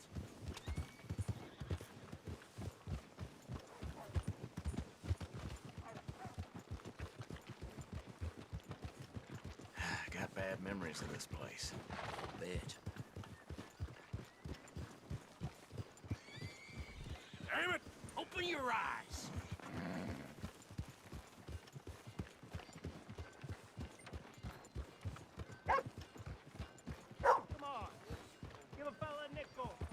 Nope. I only have Benjamins. I don't have any nickels.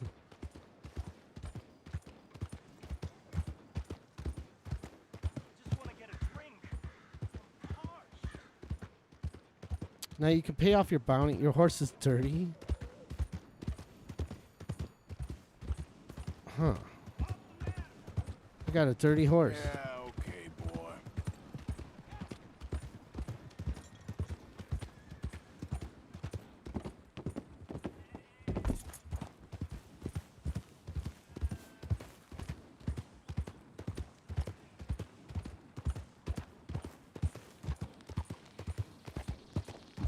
This is riveting watching me ride a horse back to camp. Should be a fast travel system. I'm sure it just hasn't kicked in yet. No, I hate that. I don't want to jump to his horse. Morning, partner.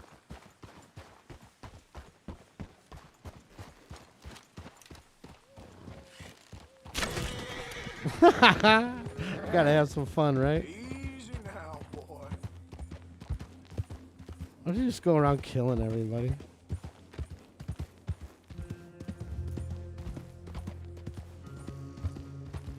Who just shot him with a bow and arrow?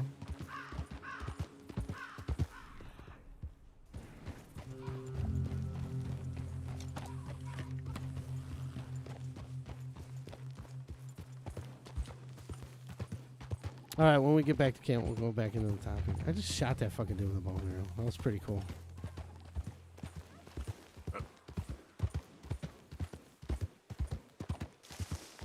My reputation's gonna be fucking awful. Who's that? Arthur, dumbass. Mr. Morgan, what do we owe the pleasure? Yeah, okay, boy. Yeah, good boy.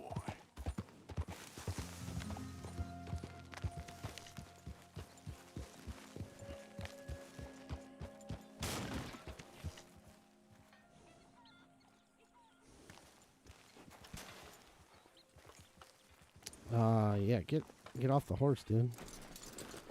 There you go, boy.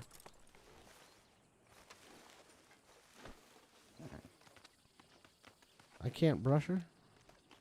Oh, she just took a dump. That's awesome. Alright.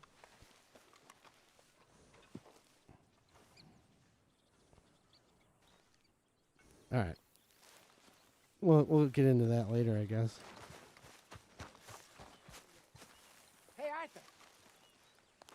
All right, before we talk to this old coot, let's go back into the subject for the night. All right. Where did I leave off? 6. We're gonna do a double take again here. 6 is ELO. Number 6, ELO. Time by ELO. 1981, the year of the greatest year ever. It was a very good year. I was always a fan of ELO, and I always just listened to their greatest hits until somebody told me to listen to this album, and I was hooked. I was surprised because I thought maybe ELO was just the hits is all you need, right? No, not exactly true. This album is freaking great, and it's a concept album, loose concept album. It's about like a man from the 1980s who gets like transported to the year 2095, and then he's confronted with all this advanced technology and stuff, and he finds himself longing for the old days of when things were much simpler and not so fucking crazy. Pretty cool story, I guess. Pretty cool story, I guess. But it basically, if you think deep, it has more of a deeper meaning. I think it's more of Jeff Lynne longing for the old days of music, like, because there's a lot of like 1950s and 60s influences in this album. So it's like almost like Jeff Lynne's longing for the days of the old music. And yeah, it's just a song about, or just an album about looking back on the old days and how great it was. It's always great in hindsight, This album signaled the full transition of ELO being in the 70s being orchestral and a lot of strings and cellos and all that good stuff into more of a electronic kind of shit and synthesizers and stuff. There's a bunch of stuff from this. There is some orchestral stuff in this, but nowhere near as much as previous stuff. There's synth, there's 1950s, there's reggae, there's new wave, there's rockabilly, there's everything in this album. It's pretty freaking cool. It's just like a roller coaster ride of different types of music and stuff. It's almost like Jeff Lynne is combining those old styles but bringing it into a new age in the 1980s with the 1980s advanced technology, however advanced it was. I mean, back then it was probably seemed really advanced to have, like, you know, synthesizers and shit and computers that make noise, but nowadays it's just, you know, nothing. So yeah, and I just love this album, every track on this album. And of course it's a concept album, so it begs to be played front to back. I didn't let that disqualify it, though. This just is a great album. It's got my favorite ELO tune on it that I knew from the greatest hits, but I never knew that the album would be this fucking good. And I was surprised. I thought ELO just had a couple hit songs, you know, from the 70s, and they were in this niche market where they used orchestras and stuff. But no, it's very fucking cool. It's almost like a early version of Daft Punk. I mean, as far as like the theme goes and how he's, you know, using technology now to do older stuff. So pretty cool. Let's do some track highlights from this bad boy. Twilight is like the first opening song. There's a prologue to it that sets up the story. That's just Jeff setting up the story through a vocoder. Twilight's the opening tune, and it sets Hall, the time travel theme, up. It's got like this explosive energy to it. It's like a grandeur, and it's just like the whole world's opening up. That's how he's gonna open up this whole world to us. It's like he's giving birth to this whole album. That's how I like to look at it. Yours truly, 2095.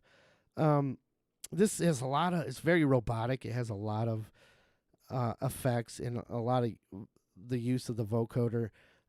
Jeff singing through the vocoder. It's very new wave, 80s new wave kind of style sounding. Very cool tune. Now, my favorite song on the album is The Way Life's Meant to Be. This reminds me of like a good old fucking Roy fucking Orbison tune right there. It just, I can't believe, like, he didn't write this for Roy Orbison, but I mean, it's just, that's what it sounds like. It sounds like a Roy Orbison tune. It's my favorite tune on the album. I just love it. And it goes back to that early 60s kind of sound, you know? Then there's, Roy fucking Orbison. Don't forget it. Then there's another Heartbreaks is another highlight for me. It's like a low key instrumental. It's very melodic. It's almost hypnotic. Like, I just find myself losing myself into this nice little small little instrumental. It's not like fucking 10 minutes long. It's just a small little instrumental, very hypnotic, and then it just ends with, you know, it's got a touch of synth to it and stuff like that. I just love it. It's very cool. It's a nice little transition. Then there's The Rain is Falling, and The Rain is Falling. It reminds me of a Beatles tune. So if you're a Beatles fan, Jeff Lynne was very close to George Harrison and the Beatles. So yeah, it's just like an homage to the Beatles. It sounds like a Beatles tune. It does have some strings in it, some chord strings, like orchestral strings in it. But yeah, The Lights Go Down is another great fucking tune. This sounds like just like an oldies song. Like when I was growing up, oldies were 50s and 60s. So it sounds like one of those tunes. It's just a perfect throwback to that. And then finally, to highlight, Hold On Tight. Now, Hold On Tight is a great song. It's very uplifting.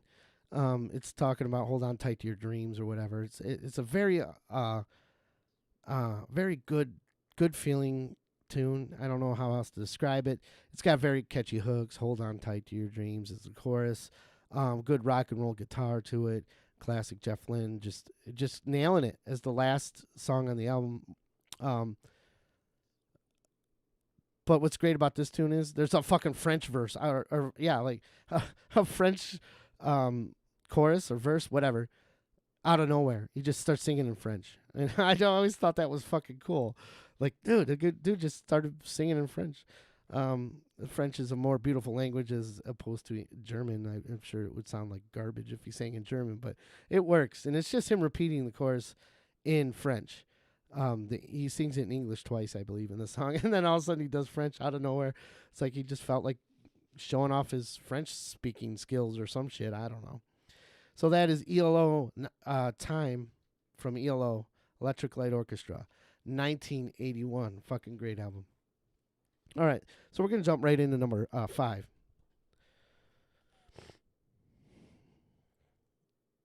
Number 5 is Jimmy Eat World, Clarity. And yeah, this is a great one from 1999, Clarity by Jimmy Eat World. My brother showed me this album in gave, or let me borrow it or let me burn it or whatever, and he said it was great. And I knew of a few singles from Jimmy Eat World, but I wasn't like a fan or anything. I liked, I think I listened to this around the time Bleed American came out, which was probably 01 or 02. And he was like, yeah, go back if you like that, go back and listen to Clarity. And man, I wasn't, a fan of like alt rock. Not by any stretch of the imagination. In fact, I didn't really care for alt rock at all. So I didn't expect much out of this. But I gave it a listen, and I shit you not, on the first listen to this album, I was like, that is fucking cool. So that's how it took me by surprise. This Jimmy Eat World, if you're unfamiliar, they had a few albums before this, 1 or 2, and this is the first album that marked the turning point where I believe his name is Jim Adkins, became the primary lead vocals for Jimmy Eat World for the band. So this is like their beginning of their maturing, and he became the lead vocalist, the primary lead vocalist. I think the other guy sings 1 or 2 songs on this album, but it's primarily Jim Adkins. A little history on this: the recording company did not interfere at all on this album, and it shows. And the reason they didn't interfere is because they only had them for one more album, and they already bombed on their previous album. So they Static Prevails. So they were just fed up, and they said, do what the fuck you want. We don't care. Just get it over with, basically. So Jimmy Eat World realized this, and they're like, let's experiment. Let's take it to a whole new level, alt rock to a whole new level. And they sure fucking did. I mean, and then after they released this, it didn't do very well, and Capitol dropped them like a bad habit, but Capitol Records. But the band got to do what they wanted to do, and bands are best when they're free to experiment, I believe. Any album that's got too many cooks in the kitchen just is usually garbage.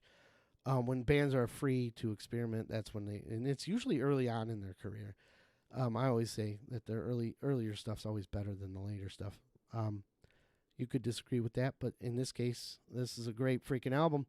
They just take, there's a lot of instrumentation on this album that's very subtle. It's like layers of stuff. It's a total departure from their other just straight alt rock songs. There's a lot of stuff going on. Simple chords, but they're blended with these layers of like orchestral stuff, drum loops, programming. But with these killer chords, and there's ballads and there's heavy riffs. There's everything in this. A lot of people call this like an emo rock band. I don't know the actual genres of alt rock. There's emo rock. There's punk pop. There's punk rock, which would be like Blink-182, I guess, if you can call them, or maybe they're punk pop, more punk pop. But anyways, I don't know. I don't really care for the genre, but this one I love. I love it. Yeah, so I was blown away, and then every track, including the last track, which we'll talk about, I listen to this front to back. I don't skip a damn song on this fucking album. That's why it's on this list. Let's go through some tracks, shall we? Table for Glass is the opening track. It's the perfect opening crescendo.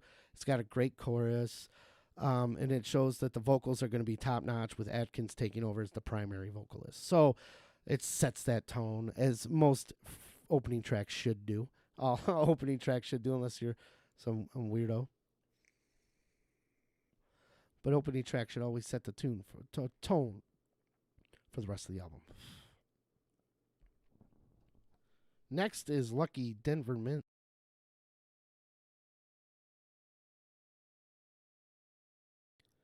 Sorry there, I had to cough. This is Wolfman Sack coming at you. You got my Wolfman Sack voice going on. Also, probably because I'm talking so fucking much. Speaking of Wolfman Sack, there's a new Hooterts McBoobs adventure on my YouTube channel. Pre-recorded Skyrim videos. Me struggling through Skyrim, even though Skyrim I'm actually pretty good at, as opposed to this fucking game. This game's just hard. I can't get the controls down or anything. But I posted a new video today, and next week I'm going to post the 25th episode. And it's a special episode. You have to tune in. I'll send the link out too. But I put a lot of work into this episode, and I just watched it again today, and I thought it was fucking great. It's a concept. It's my interpretation of something. You'll just have to see it. But go to my YouTube channel and watch those Hooterts videos. I know they're an hour long. I think I'm going to change up the format and make them more like 15 minutes long or 20 minutes long so people can actually watch them and not have to invest an hour long into it. But anyways, that's beside the fact. Lucky Denver Mint, that's the single on the album. It's got the perfect chorus. It hooks you. It's got the perfect hook.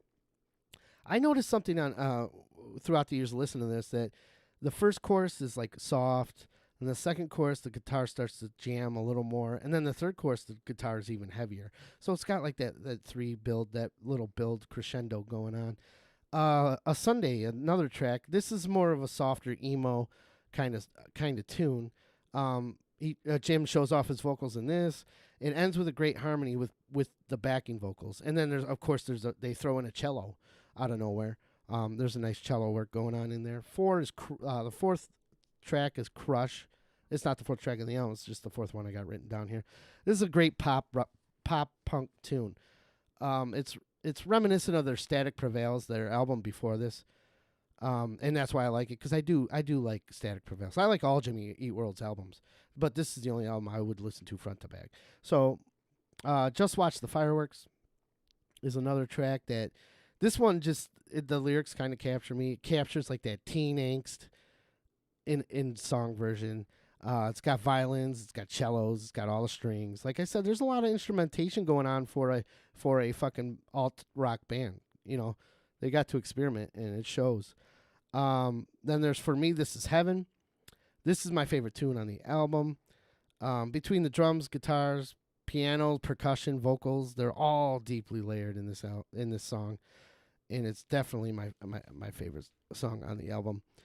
And then finally, one other track I wanted to highlight is Goodbye Sky Harbor. This is right up my alley. And I think that's another reason why I fell in love with this album so much, because I'm a big prog rock fan, and it's almost like this song is like a little progressive rockish, as in there's a brooding song that lasts for 3 minutes. Like a 3-minute song that's like a brooding pop punk song, but then it goes into this looping prog like just a loop tune that goes on for like 13 more fucking minutes. It's just the same 4 bars or whatever, however you describe it, repeated and repeated, and then they add a little drum here, and then they add a little singing here. Very subtle though. It's not like he's singing lyrics. He's just do do do do do, making noises with his voice and stuff like that. So, but it's fucking great, and it just changes just subtly little, and it's just like 13 fucking minutes after a 3-minute song. Connected to the back of it is 13 minutes of repeat, wash, rinse, repeat, but just adding a little touch here on these 4 bars, and a little touch here on these 2 minutes, and a little touch here on these 2 minutes, and it lasts for fucking 13 minutes long. It's fucking great. Great way to end that album. And that's when I knew. When I heard that song after listening to it the first time, I knew, okay, this fucking album is just fucking phenomenal. There's so much more I want to talk about. I could talk about every track on this album, but I don't have the time. So if you haven't heard Jimmy World Clarity, make sure you pick it up and check it out. And what year was that, by the way? That was 1999. That was the year. Okay, that was the year I graduated. So only the teenage angst. I didn't listen to it probably until 2002 or something like that. So it was around for a while. But yeah, great fucking tune. So let me just check my notes and make sure I've covered everything. So we're down to the final 4. So good. We're back on track. We'll see what else we can get Arthur into right now. So let's hop back into El Gamo. By the way, anybody looking, and can anybody name all those all these old ladies here? There's 2 I bet nobody will get, but the rest of them should be pretty easy to get. So, anyways, well, there's 1 nobody will get, and then there's 1 that somebody might get. I don't know. If you do your research.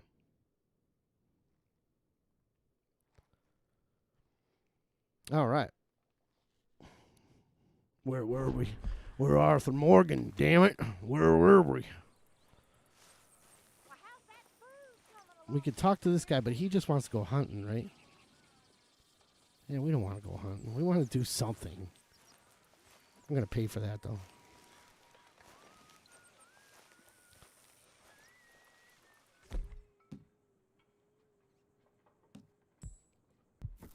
So how are you?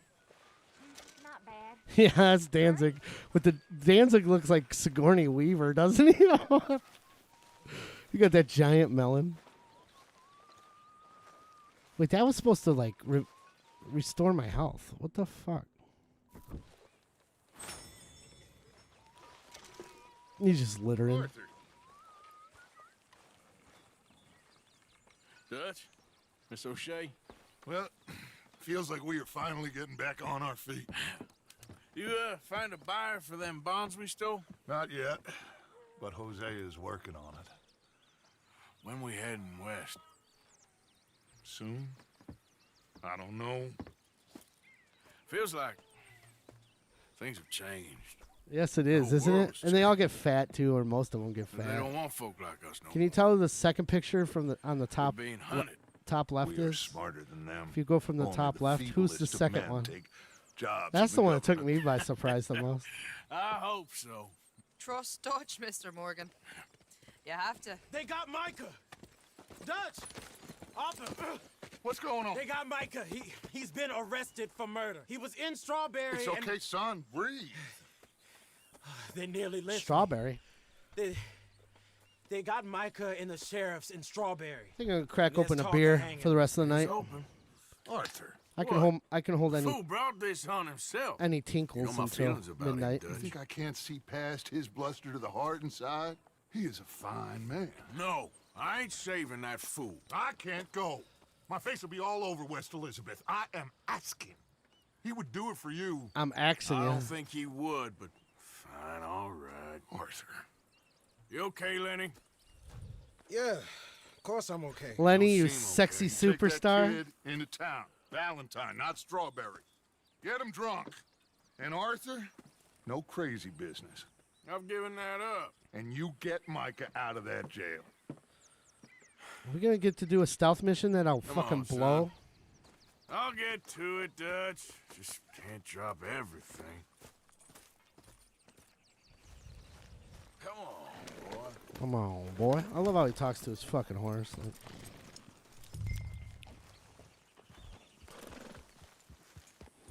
ride to the Valentine Saloon. Great, more riding.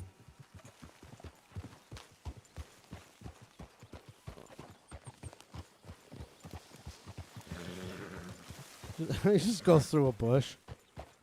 Nice bush. I rode as fast as I could, didn't stop for nothing.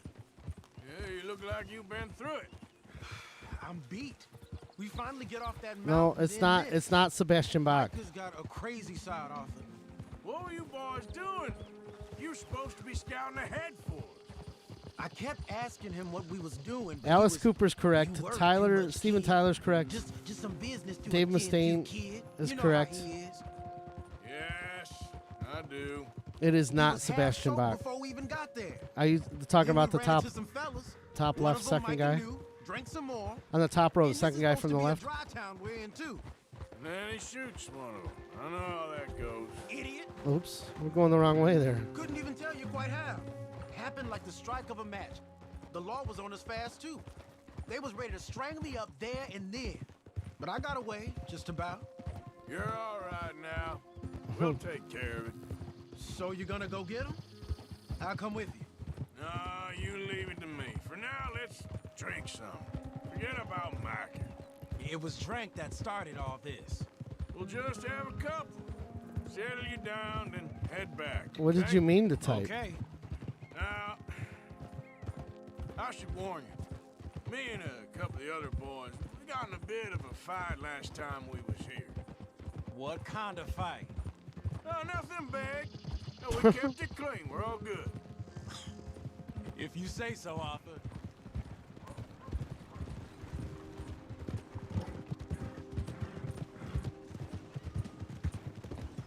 Is there a problem here?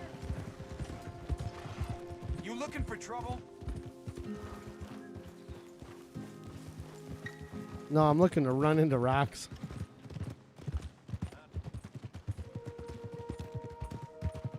You looking for trouble? Well, you found trouble. I'm gonna go pick up my hat. I wonder if it's still there. What's the problem here? What happened to that guy? Here we are. Whoa! Get out of the way, damn you!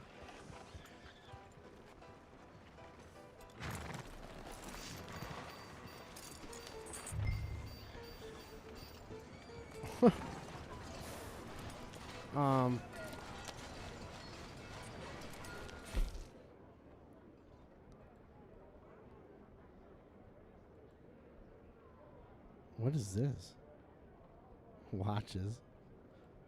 You got a bunch of garbage in here, don't you?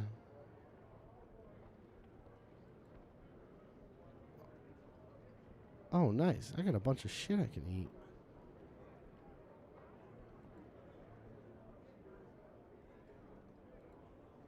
Oh, I gotta cook it. Yeah, drink that shit.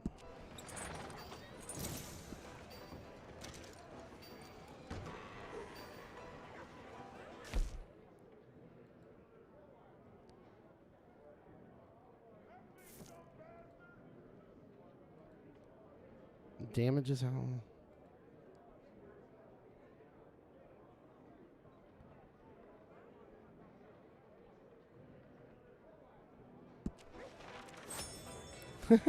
Cool. I just ate some oat cakes.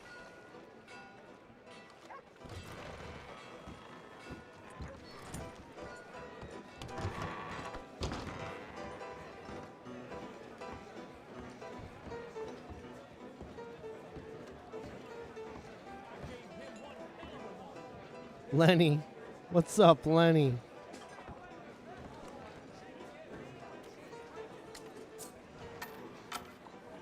I got whiskey down here. Just one or two, right, Arthur? Of course, just a drink. No big drama. Can we get a couple beers, please? I don't want no trouble. You'll get none from me. I was defending myself. Tommy, he's... He'll be fine. Here, have one for yourself. Thank you. Micah seemed to know a lot of people. That was the problem. How you mean? I mean, I done seen a lot of crazy, Yeah, crazy sarsaparilla. A lot of crazy, crazy stuff. Will you shut up? Will you shut up? Be quiet, buddy. Uh-oh. Oh, they're dullers. My lord. You men is dull. Nice sideburns, man. Leave the fool alone. People been leaving me alone for the last 10 years. Listen, buddy. You're a charming fellow. One of the best. But me and the kid here, we're trying to talk business, so could you possibly leave us alone? No offense intended.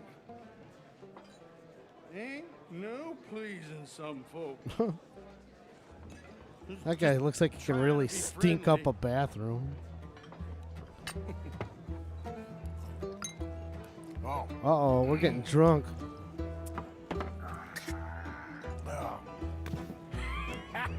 That's a great part. Camptown races? Lenny, where are you?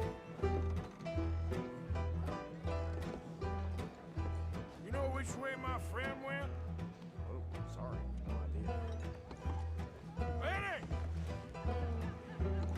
Lenny? Hey, Lenny!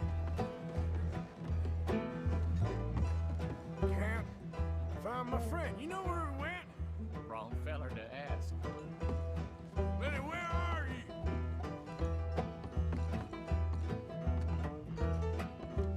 Hey, you see my friend anywhere? Sorry, can't help. What's the point of this? What are you doing, kid? Hello, officer.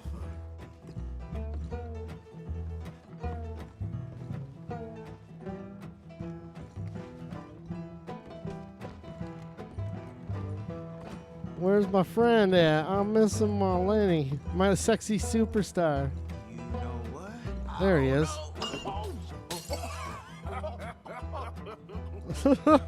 Yuck. Oh, these two at the helm. Why did you never marry?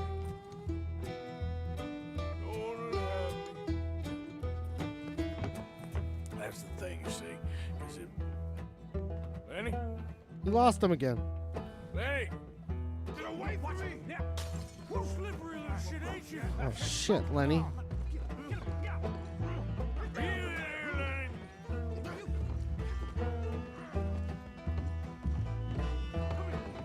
Leave the kid alone, you goddamn animals! Who do you think you're talking to? Nobody. I'm talking to nobody. What did you say? What? I said, what did you say? Get lost, buddy. Shut up, mister. Yeah. Nice sideburns, man. And Einstein back there. What the fuck?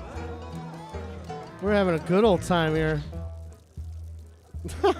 It's Leisure Suit Larry. I'm afraid to look down. I can't see my own dick in real life. I don't want to see it in a video game.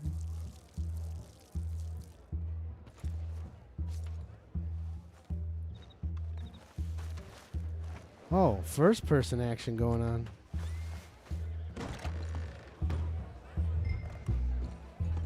Lenny! You bastard!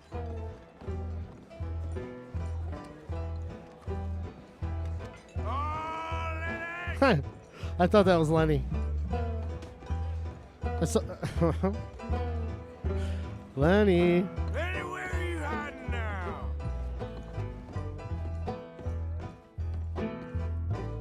This is crazy. Lenny? Whoa, Lenny.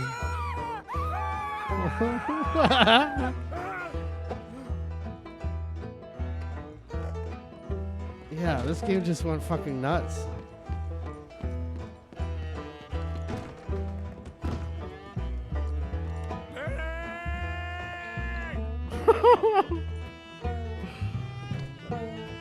I always wanted to walk around in a drunken stupor.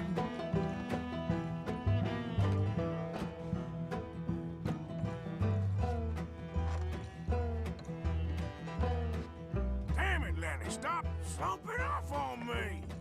Do I look like a Lenny to you? Been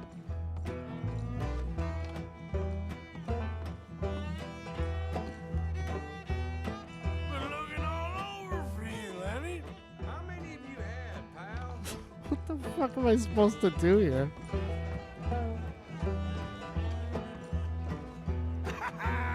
Found you, Lenny. I'm Clyde. You got the wrong fella. They all look like black dudes. And then that guy just turned into a white dude. What the hell's going on? Lenny, my boy. Go away, you drunk. Lenny. You mean Jenny?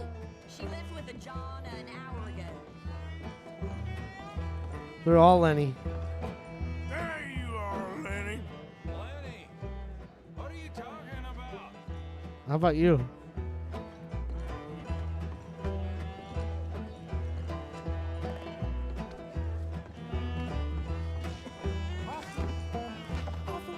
I was gonna say, at what point are they gonna save me from this? He's got a nice rack. Uh-oh, we're gonna get in a fight with Lenny.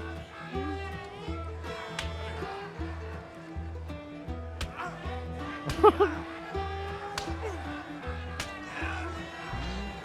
a good friend to me, officer. What the fuck is this? Cheers. Cheers. Alright, time to throw up. Are you again?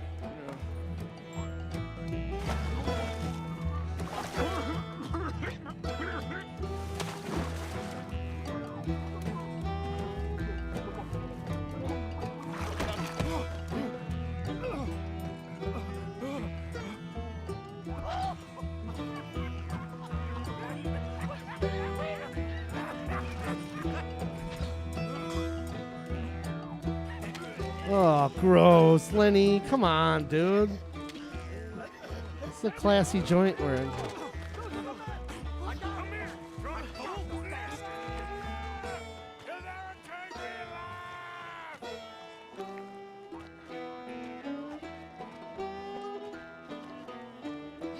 Stop right now, you drunken fool!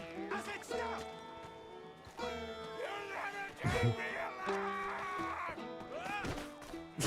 What the fuck? What is this? You alive? Arthur! You alive, Arthur? I want to die. Well, what did we do? I don't know. Oh, me neither. You pair degenerates. There's a fine for drunken violence in this town. You're just lucky no one was killed. Hey, we didn't start a thing. Yes, you did. Well, I don't remember. Either you fools got any money? It's $10 and you're free to walk. Sure. Now, get out of here. I don't want to see either of you around here no more.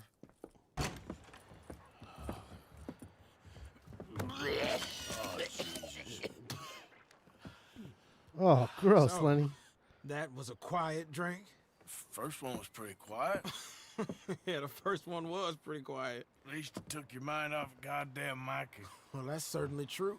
I gotta get out of here. I'm just gonna have a little sit down and feel sorry for myself.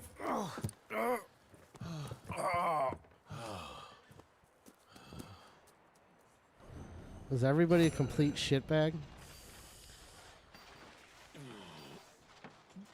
What were we supposed to do in that mission? Like, it didn't really tell me. Let's see.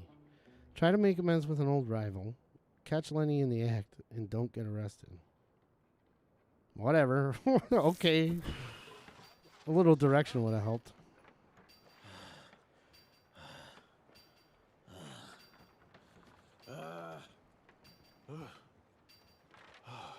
Okay, I'm pressing E, but nothing's really happening.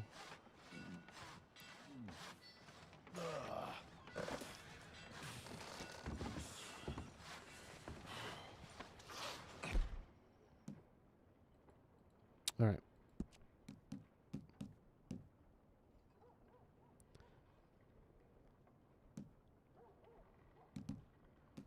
I don't have much on me.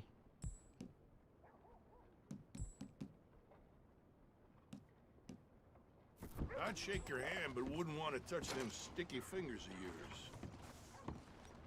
Can we sit down? No.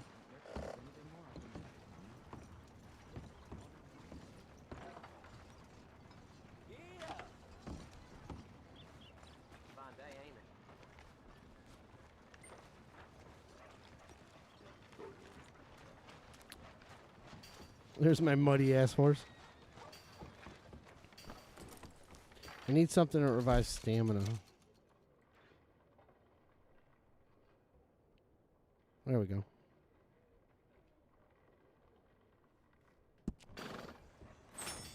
Got it. Break's over, boy. All right, cool. Okay. We're out of here. Good morning, mister.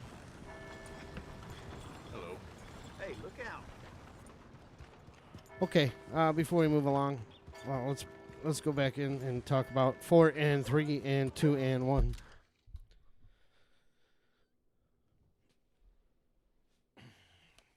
That was probably the weirdest mission I've ever been on in any game ever. Like, they didn't even tell you, like, what to do. Like, I was just supposed to wander around and figure out that I was supposed to, whatever I had to do, I forget, not get arrested.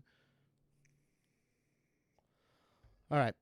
So, yeah, real quick before I go into number 4, right next to Alice Cooper. Right next to Alice Cooper, that's Axl Rose. Can you believe that? That's fucking Axl fucking Rose. What the hell? Okay. Not Sebastian Bach. Okay, where do we leave off? 4. Number 4, it's going to be quite a shocker. Number 4, well, I'll just bring it up. Paul Stanley. Paul Stanley's great.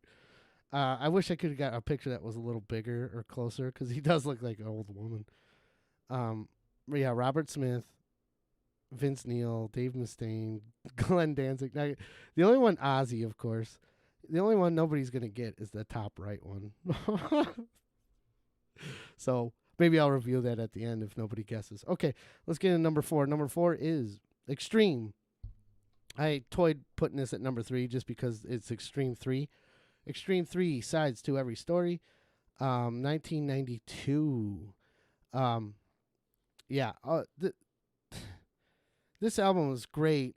When I first heard about it or when it first came out, I remember always just listening to the first side of this album, is if you would call it, or tapes as they were back then.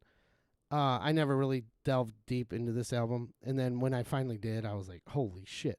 I've been missing it, all this stuff." And it wasn't till like maybe, I don't know, 10 years later, early 2000s, when I finally listened to the rest of the album, and I was like, "Oh my god, I've been missing this whole fucking time, the rest of this fucking album." Anyways, this is like the band Extreme. It's called 3 Sides to Every Story because there's actually 3 sides to this album. There's the first side, which it's kind of like a concept album of sorts, and each 3 have a different like musical tone to it or style. The 3 sides are defined by yours. The first side is yours, your side. The second side is my side, and then the third side is the truth. So it's called Yours, Mine, and the Truth. And each side has like 3 or 4 songs, 4 or 5 songs in some cases. The Yours side, we'll call it side 1, is like hard rock tunes, funk, classic extreme funk metal tendencies they have. And it's mostly, the lyrical content is mostly about political. I keep looking at the wrong, I'm not even looking at the camera. Oh, wait. Oh, well, I'm drunk. Like Morgan there. I had a rough night looking for Lenny. So, yeah. The first side is more political topics. It's not very subtle. It's all about warmongering and shit like that and politics. The second side, which is mine, in contrast, it's not like the extreme style. It's like a lot more acoustic and keyboards involved going on in here, and it's more of like a philosophical topics, subjects to their songs. And then the final is like just like they go full out progressive rock, with crazy time changes, a lot of spiritual themes and religious themes in it. It's like, yeah, there's like a 70-piece orchestra in one of the songs. It's crazy. And I always looked at the last part, The Truth, as like its own album because it's so different from the first 2 parts, the first 2 sides. This album basically killed off Extreme for poor sales, and I feel bad because I don't feel bad, but I mean that happens. But it had poor sales, but it's such a fucking gem, and it's almost like a hidden gem because a lot of people know Extreme from More Than Words. Oh, More Than Words, which totally killed them off because like they had a lot of good funk tunes in their first 2 albums, Porno Graffiti and Extreme 1.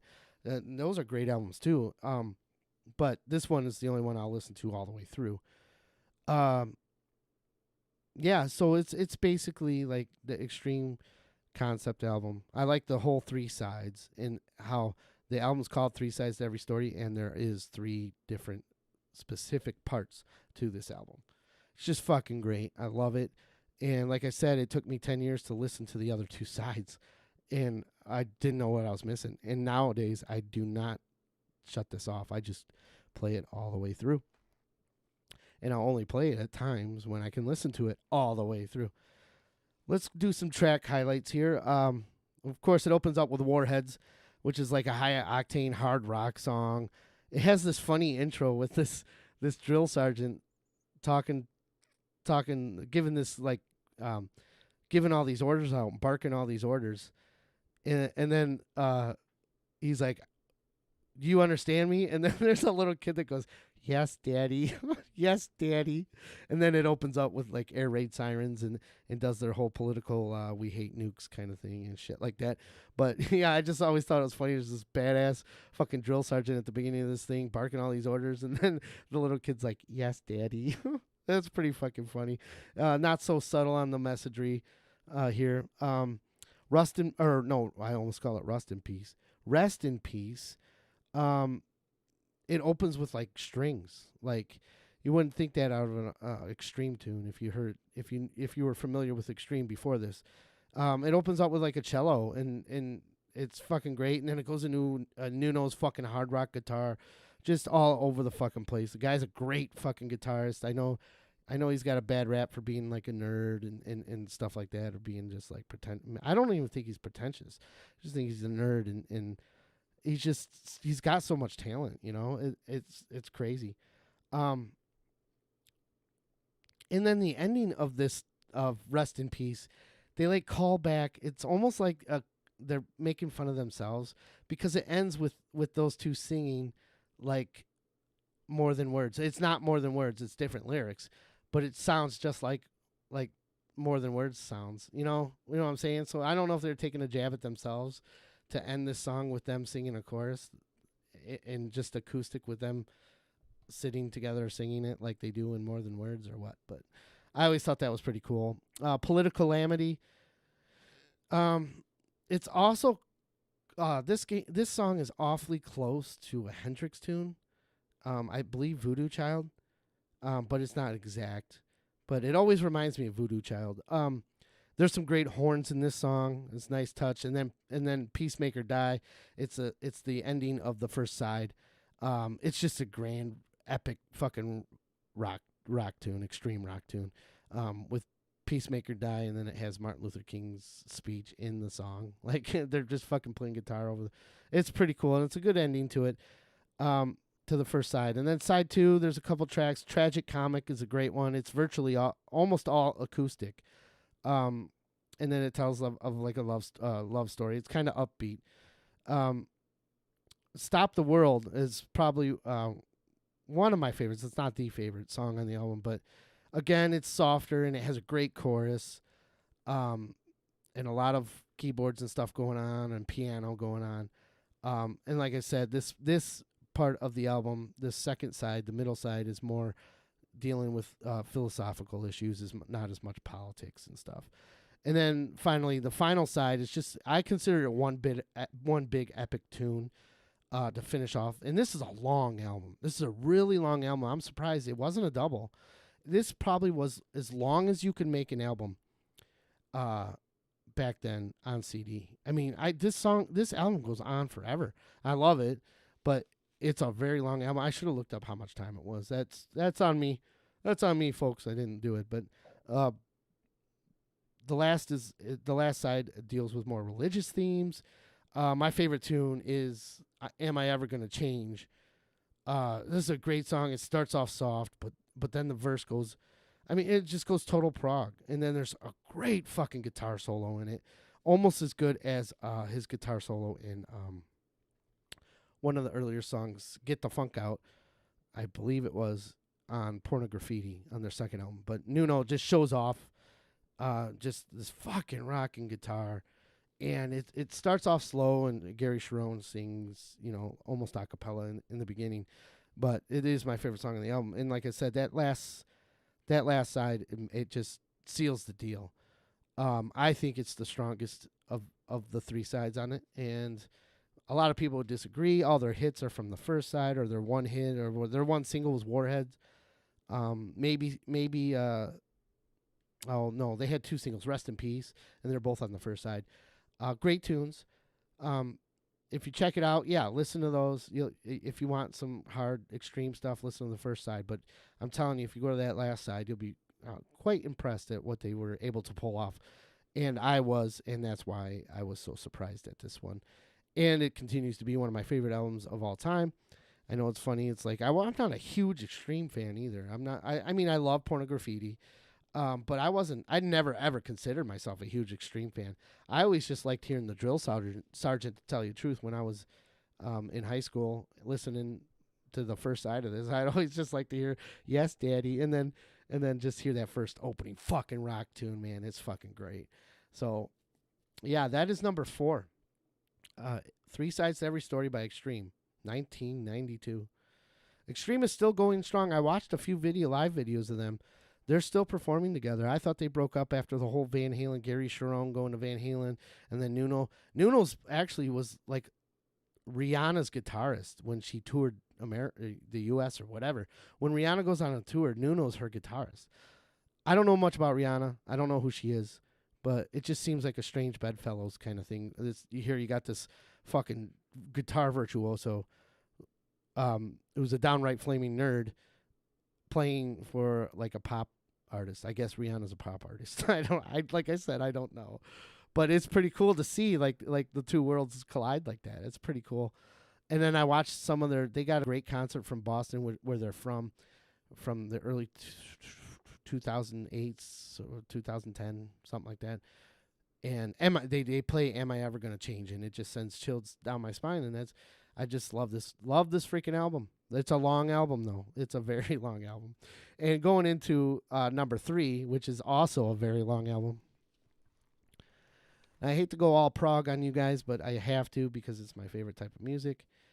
And this one's a double album, so we'll bring it up. I just want to get a look at Danzig real quick. He does look like Sigourney fucking Weaver. He's totally Sigourney Weaver. And I don't know what the fuck Robert Smith is trying to pull off there. So what the fuck? Steven Tyler is the most ladylike, though. All right, number 3. Number 3 is Snow by Spock's Beard, 2002. Now, the reason this took me by surprise is because I just picked it out of on a whim off a website. I was looking to get into. I just started listening to some prog, and I was looking in. I was a big Yes fan, and I wanted to look for something more current. And I just went to a prog site and just randomly moved my mouse over something, and I picked this. I picked this band called Spock's Beard, and I saw that they had a double concept album, and I'm a sucker for concept albums, so I had to pick it up. I bought it, downloaded it, whatever, and I put it in, and I'm like, this is fucking phenomenal. Yeah, it's totally just a shot in the dark kind of surprise. Like, I didn't think, and a double album is hard to achieve. Listening to a double album front to back, it's very hard to achieve. Like every time, I will not go to a certain track on this album. I listen to it front to back. I just I just took a shot on this band. That's why it was kind of a surprise to me. It has all the progressive rock tropes. The story is fantastic. It's about an albino kid that's born on a farm, and his life is pretty dull. And when he's a teenager or is 18, he decides to leave the nest and go to New York City of all places, where everybody goes when it comes to I'm gonna make something of myself. I'm going to New York City, that kind of thing. Well, he's an albino. I don't know why, and they call him Snow.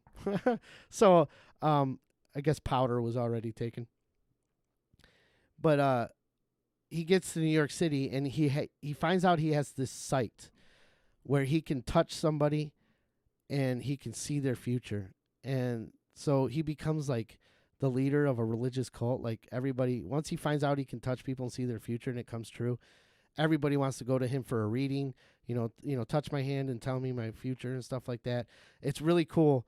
But then he touches some girl that he's love at first sight. He sees this girl in the crowd, and he's just love at first sight, awestruck. She's beautiful. And he touches her, and he finds out his future is he eventually gets the nerve to ask her out or whatever, and she just totally fucking rejects him. So he sees that future, and then when the future comes true, he becomes this cult status, and he's famous and stuff, and everybody wants to go to New York to see him. And once it comes true, though, when the girl finally rejects him, and he thinks he can change the future, but he can't, he realizes it. He just goes into a fucking drunken stupor and gets high on drugs and shit and just ruins his life. and the church goes away and all the people go away, and then he's just left there in his hospital bed, but all his core friends show up to show that they still love him and they forgive him, and we'll go into the theme. That brings me into the theme, actually. Neil Morse is the founder of the band, and he basically wrote everything for this band.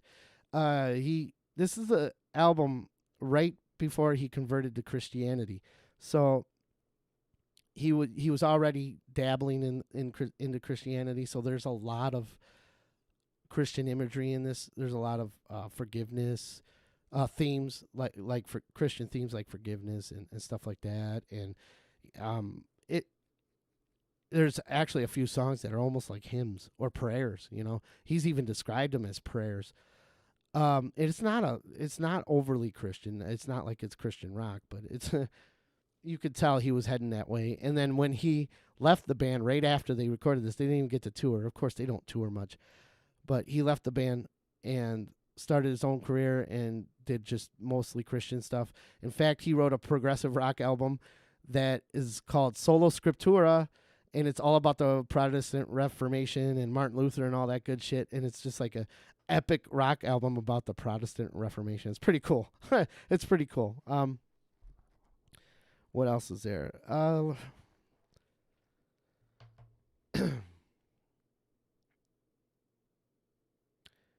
and it just goes to show you, like, the themes in this are pretty Christian, like I was saying, pretty religious. It just goes to show you that, you know, rock and roll doesn't always have to be about demons and the devil and scary stuff like that.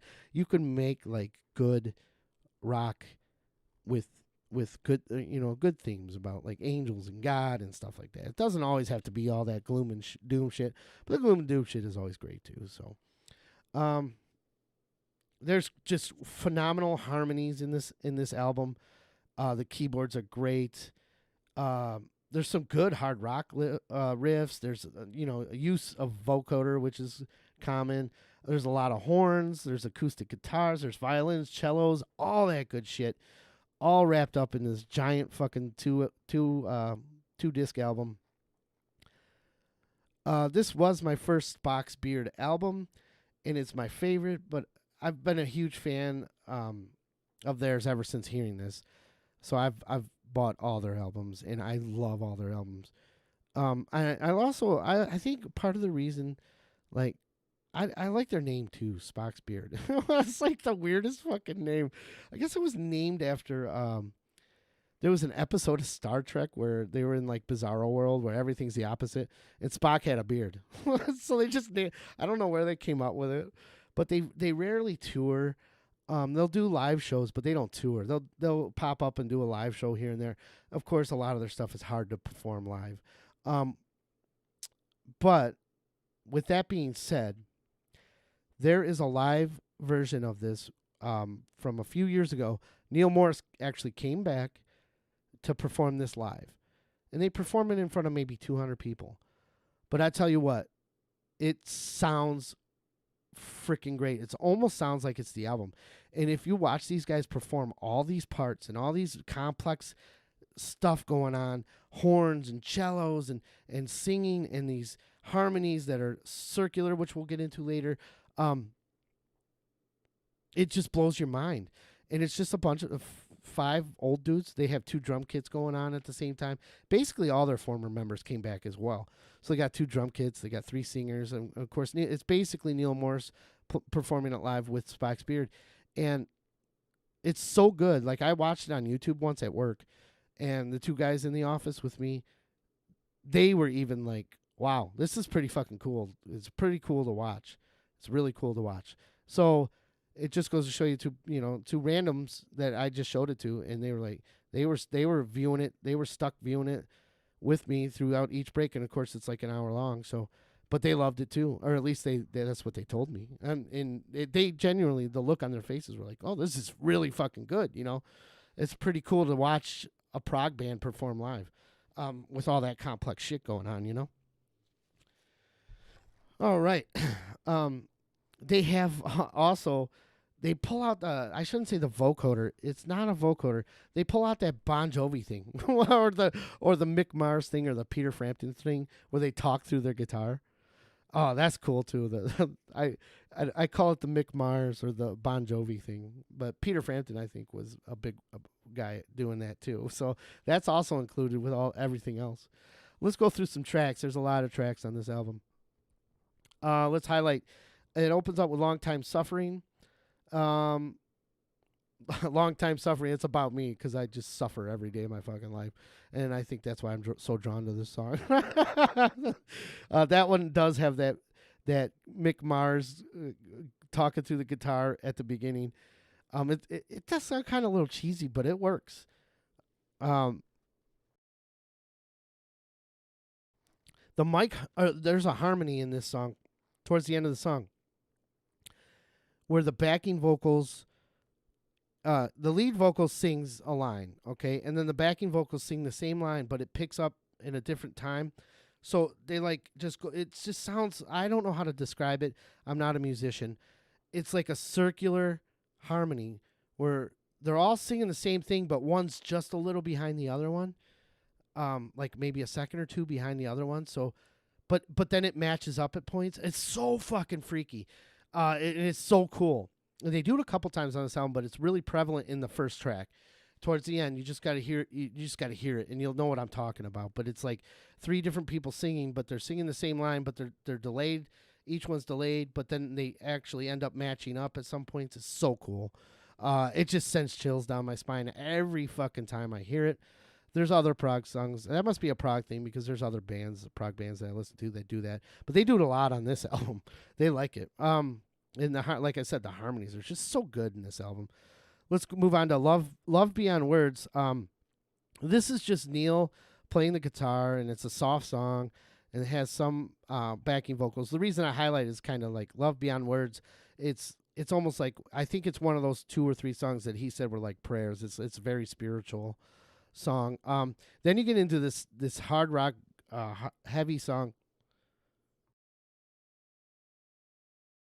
Sorry, I had to cough again. Jeez, too much smoking.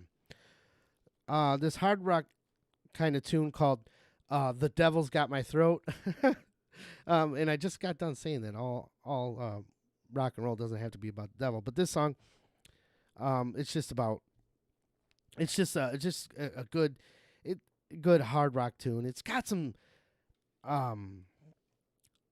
goofy lyrics to it though. But Spock's Beard it does have a lot of goofy words. Gotta switch back to candy. Yeah, I do. There's just too many. I'm smoking too rough of cigarettes here. This one has a lot of great time changes in it as well. At some point in this song, "The Devil's Got My Throat," Neil does a David Lee Roth scream. I'm not going to imitate it here. Because I can't, but it's a total David Lee Roth scream. It's great. And then they do the circular harmonies again, or that's what I call them. I'm sure there's a technical name for it, but that's what I call them. Okay. There's a 2-parter on this album. The first side of this album ends with a song called "Open Wide the Floodgates." And it's a spiritual tune. It's religious. But it's just beautiful and it's grandiose. And it ends the first part. Then it transitions into Open Wide the Floodgates Part 2, which is more of just a traditional rock song. So it's like the same song, but it turns into a rock song for Part 2. And then, of course, there's Wind at My Back, which has got my favorite chorus on the whole album. If only all church music sounded like this, I mean, they'd have better attendance, that's for sure. So, Carrie. Carrie's on the second side. Now, Carrie is a great song because it was one of the first songs that stuck out to me, and it's probably my favorite song on the album, or second favorite. It's just a simple love song with nice acoustic guitars and Neil singing his heart out. And I just love the double. It's almost like they use a pun for the lyrics. They use the girl's name is Carrie, as in dirty pillows, dirty pillows. And then they use it for carry as in carry a bag of luggage. I just find it great, and it's a great soft love tune. I'm a sucker for those sometimes. Looking for answers. It's the intro to Freak Boy. Now, okay, this is where the point. This song is finally looking for answers about Snow finally getting the gusto, even though he knows it's going to go horribly wrong. Getting the gusto to ask the broads out, ask Carrie out. He sings this song about Carrie, and then he gets the guts to go out, and it's a good uplifting tune. Like, I'm still looking for answers, but I'm going to take a chance, and it's a very uplifting tune. And then it goes straight, and then it ends heartbreaking because he sees that the girl's going to reject him. So, and it goes straight into Freak Boy, and she calls him a freak. It's like, you're a freak boy. She calls this poor albino kid a freak and shit. So he totally gets fucking rejected. Story of my life. And it's heartbreaking. You can actually feel the heart. That's why they do such a good job. You can feel how heartbreaking it is. The music just paints the picture so well. And then after that, the rest of the album's just prog heaven. There's Snow gets high and gets down and out, and there's like a keyboard solo, and it lasts like 5 minutes long. There's just a lot of good prog. And then finally, the end tune is it's called Made Alive Again and Wind at My Back. So it's like a reprisal of two earlier tunes from the earlier in the album. But the end ends so well. Like, Neil does these ad-libs. It's hard to describe. You just got to listen to it. Neil will do these ad-libs, and it just gives me the chills. Like, he's just singing his heart out, and he's just like, come on. He's just like, it's almost like it's a live thing. Like, hey, come on, crowd, But he does those ad-libs, and it's fucking great. And like I said, it gives me chills every time I hear it, and I got to listen to it all the time. Wow, that was a lot. That was a lot to get through. Oh, this album is hard to find. You won't find it on iTunes. You'll find every other Spock's. That's why I don't get it. You'll find every Spock's Beard album on there except this one. I don't know why, but there's got to be a reason. Yeah, you can't find it. And then I'm having trouble even downloading it off my cloud. So the only way I can listen to it is to go to YouTube and watch it. At this moment, I know I have the hard copy of this, and I was looking on eBay, and the actual hard, like, physical CD or album is going for like over $100 in some cases. So it just shows you like the following that Spock Spirits has, that people are willing to pay over $100 for this fucking thing because nobody can find it. I don't know if it's just out of print and they refuse to just bring it back into print or what. You would think today in digital media you would be able to find this, but nope, not on iTunes. It's almost like Coverdale Page. Although Coverdale Page you can't find now on iTunes because of the fire. I read that there was a fire, a big fire in 2008 at some music company, Paramount, I think. And they lost a lot of shit, a lot of movies, a lot of albums and stuff like that. So, who knows? Maybe that could be why. All right, I'm gonna try to squeeze in these last two. Let's play for 10 minutes, and then we're gonna do a fucking pounding on these last two. There's a lot to talk about on these last two. So that's it. Spock's Beer. Check it out if you can. If you can find it, watch it on YouTube. Watch the live version. I recommend watching the live version. You don't have to just watch the album play in your YouTube player. Just get the live version. It's just as good. It might even be better because you can see the guys playing these instruments and these double drums that just play off each other, and it's fucking phenomenal. So check it out. Ugh, wow. I almost just want to hit quit and finish this. Oh. How far are we gonna get? We're gonna have to go back to camp. I'll tell you what, this game is cool, and it looks good, but there is some weird stuff going on. Like, who thought that, like, I don't know why constantly riding around on a horse would be fun. Like it's fun for like 2 minutes. You know what I mean? Like there's no fast travel. I'm surprised. Oh, now that was fun. Oh, kill him! Kill him! What the fuck? God damn it! You regretting things yet? What the hell?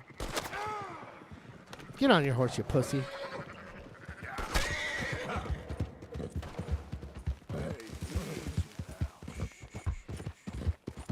That was pretty cool.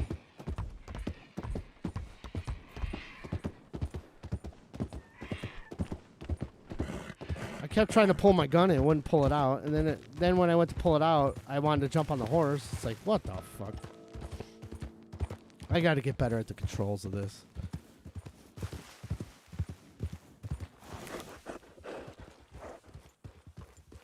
And then you fall. That was pretty epic, though. That crash. That was pretty fucking epic. Yeah. Only me. That's why that's why it's under the playlist. Let's Struggle Live. Because I'm such a fucking boomer when it comes to video games.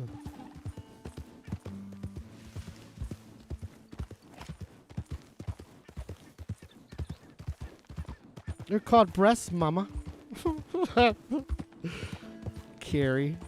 That's from Carrie, right? I was right about that. They're called breasts, mama. Hey, who's there? It's me. Hope you had a good old time while I've been stuck standing here. Yeah. Yep. Best struggle. That's why it's called Let's Struggle Live, huh?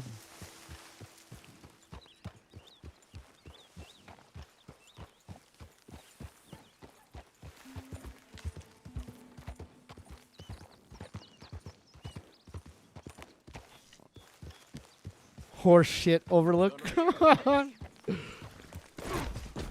What the fuck?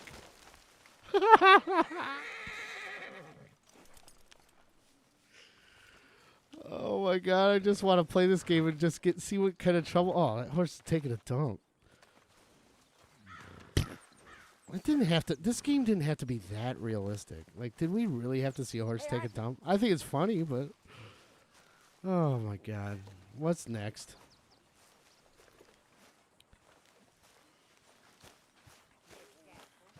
Play dominoes. Oh, cool! You can play dominoes. Why are we having a war with the goddamn Philippines? Who cares about the Philippines? What even are the Philippines? Why don't you sit by the fire for a bit? Load of nonsense yet. How are you? Covered from that business in the hotel? Oh, yeah. So we gonna hit that bank I told you about? See? A bad, dishonest fella. It's gonna send me to drink twice as fast. I just can't cope. I'm gonna pour me some coffee. I can't. Okay. I'm burning up here.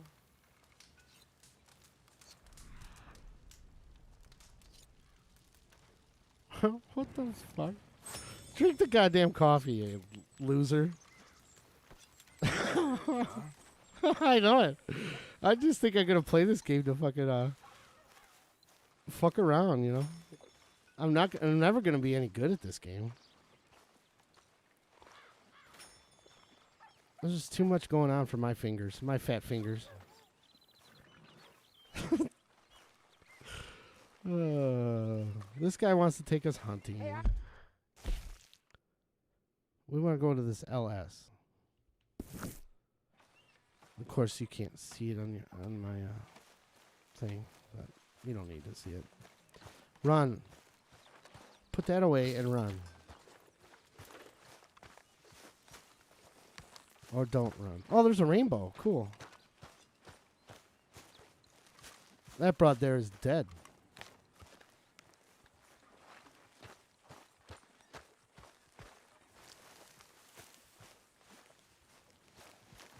Finally, Herr Morgan! Herr Morgan! Mr. Strauss? You busy, my friend? Why? I'll cut you in. Loaning. Already? You know how it is. People is happy to borrow off someone like me, but more enthusiastic paying back to someone like you. Of course. Who are they? Let me see. A Chick Matthews Chick. works at Guthrie Farm. He's a hand, I believe. Chick Mr. Matthews. Roble, the small holder at Painted Sky, runs the operations there, badly.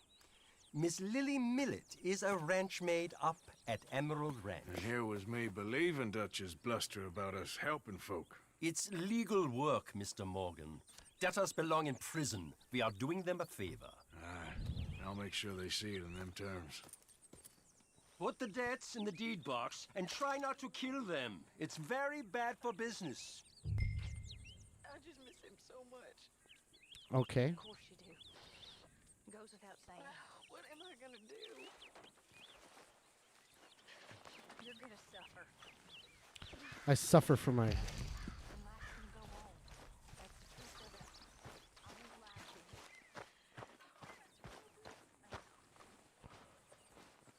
Where's my horse? Again. Dutch. Hi. Ah, Mr. Morgan. No time to talk. Chipper?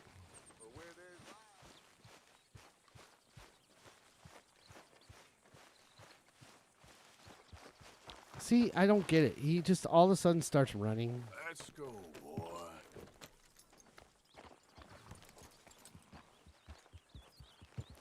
Okay. I want to go with Lily. Let's go after the broad first.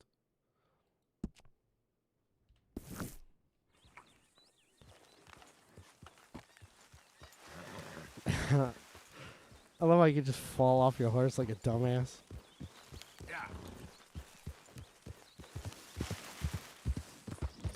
Yeah. Yeah, I think I just figured that out.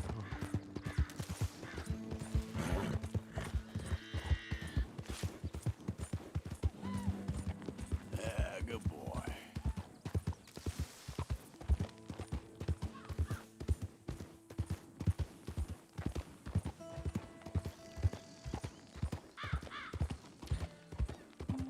Miss Lily Millet. Thoroughly modern Lily. This fucking broad better pay up.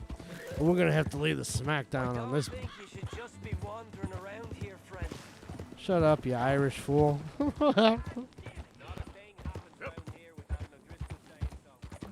You're all right, boy. You're all right, boy.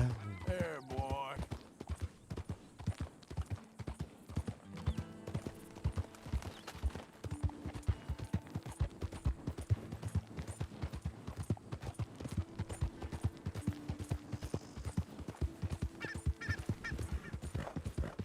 Come on, Arthur. We got albums to talk about. 2 of them. 2 left. Yeah.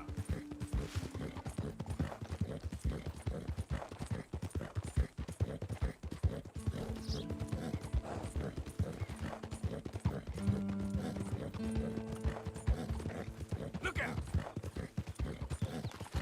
Go! Well, I catch it. I hope so. Can't get laid in real life. I can at least get laid in a fucking video game, right?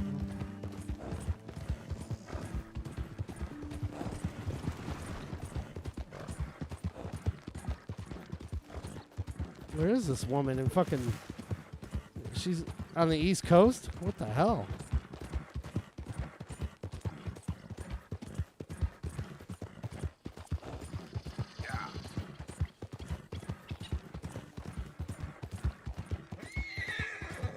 Uh-oh. Horse is getting pissed. Okay, boy. Alright, I'll slow down. You're okay, boy. Easy now. Time for butt sex.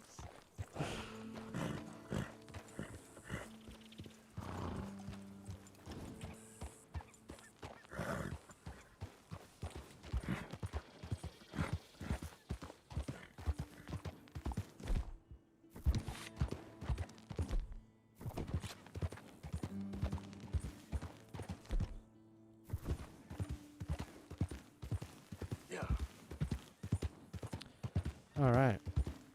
Well, I didn't realize this was going to be such a long trip. So I guess we'll get there, and that's where we'll save. And that's where we'll pick it off next time. I'm going to have to play this game a little more often. I got to figure out some of these fucking controls. They're driving me nuts. And there's so much shit that pops up on the screen that tells you do this and do that.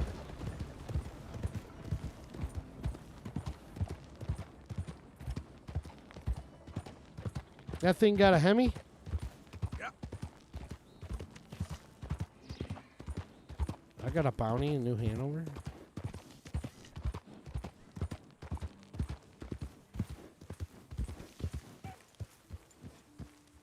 Okay. Well, I don't know.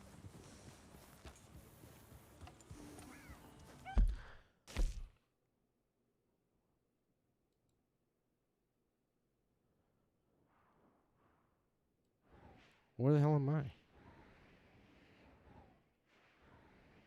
I passed it up. Why did my waypoint change? I don't understand. Oh, is she on the move, maybe?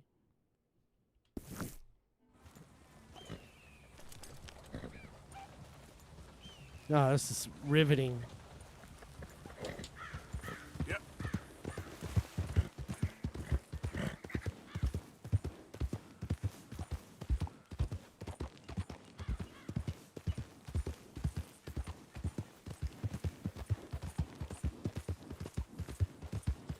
It was a lot better when you're in cars, like in Grand Theft Auto.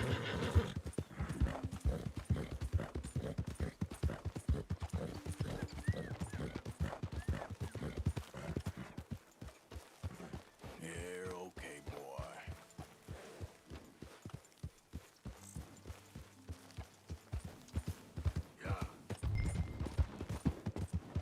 Okay. Hold on.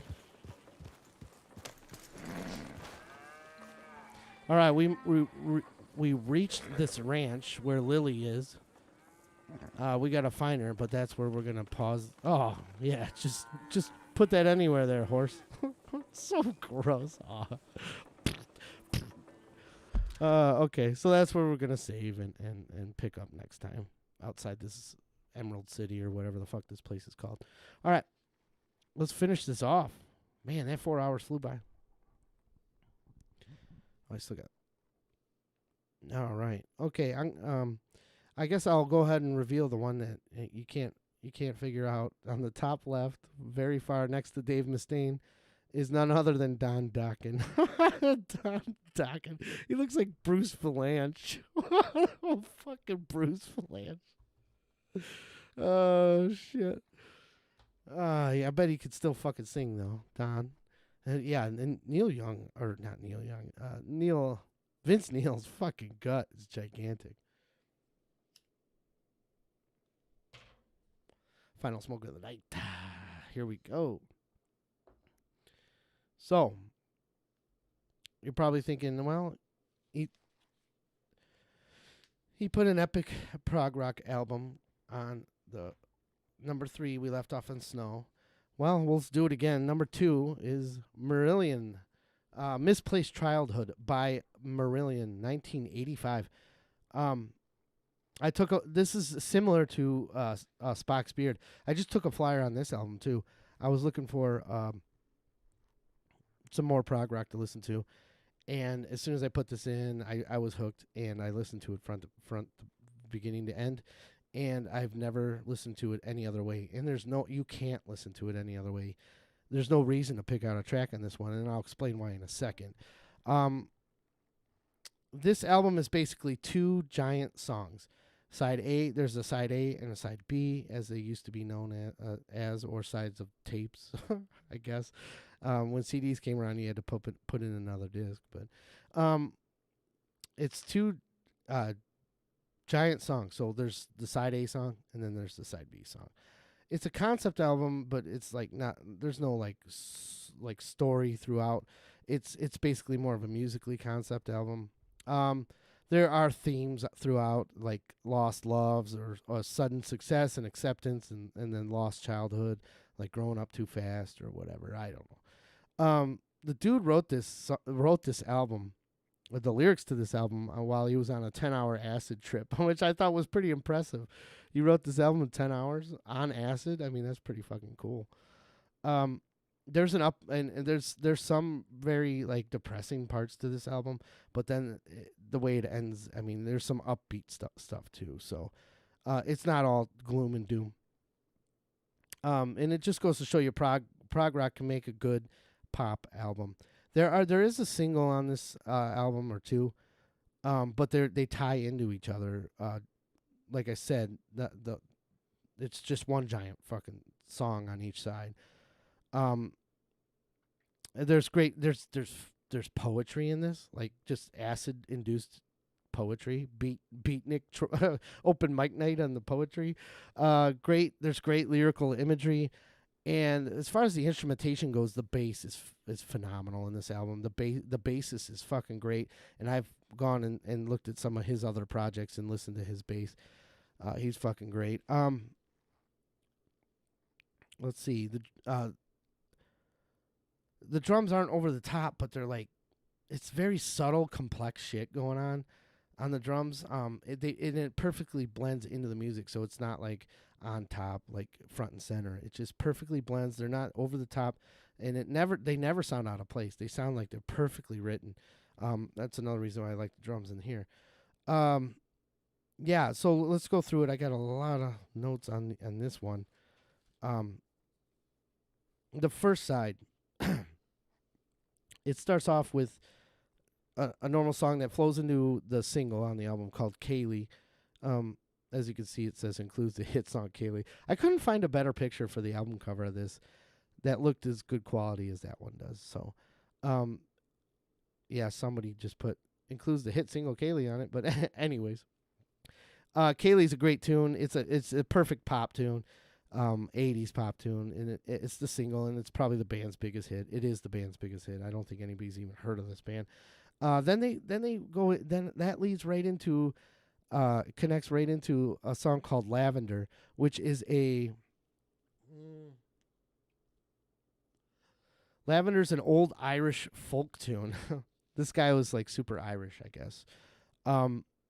It's an old Irish folk song, but they give it like a progressive rock twist to it. It's really cool. I don't know if you ever heard the Irish folk tune of this. I don't know how prevalent it is. I noticed it was funny. I was watching Boardwalk Empire, and the Irish broad was singing it to her little baby, and I'm like, that's Lavender. I thought she's singing Marillion, but no, that's when I found out that it was an actual Irish folk tune. I never knew that. I was like, she's singing Marillion in the 1920s? That wasn't even around back then. But it's pretty cool. Then we get into a song that's labeled Bittersweet, and sweet with the S-U-I, what is it, S-U-I-T-E. So it's like a sweet. It's 8 minutes of everything. I mean, there's poetry in it. There's great fucking drums. There's a great drum solo in it. It has like, there's some poetry, and then it goes into like this really depressing verse about this woman being like shit on by her parents or something, and then it harkens back to, it brings up Kaylee again. Like, it goes back to their single and plays that tune in the middle of it, and they sing a chorus of that, but not with the words Kaylee. It's hard to describe. It's basically they went back, grabbed the tune from Kaylee, and put it back into this song 10 minutes later. You know, it's so cool. And that's why I'm saying it's just one giant freaking song. They constantly do that on both sides, where they go back to the previous songs and bring it back front and center, you know. And then there's some like fucking French out of nowhere. Like, I don't know. He starts singing in French like out of nowhere, which is pretty fucking cool. Like I said, I must be a sucker for that, because ELO Time, he sings in French on Hold On Tight.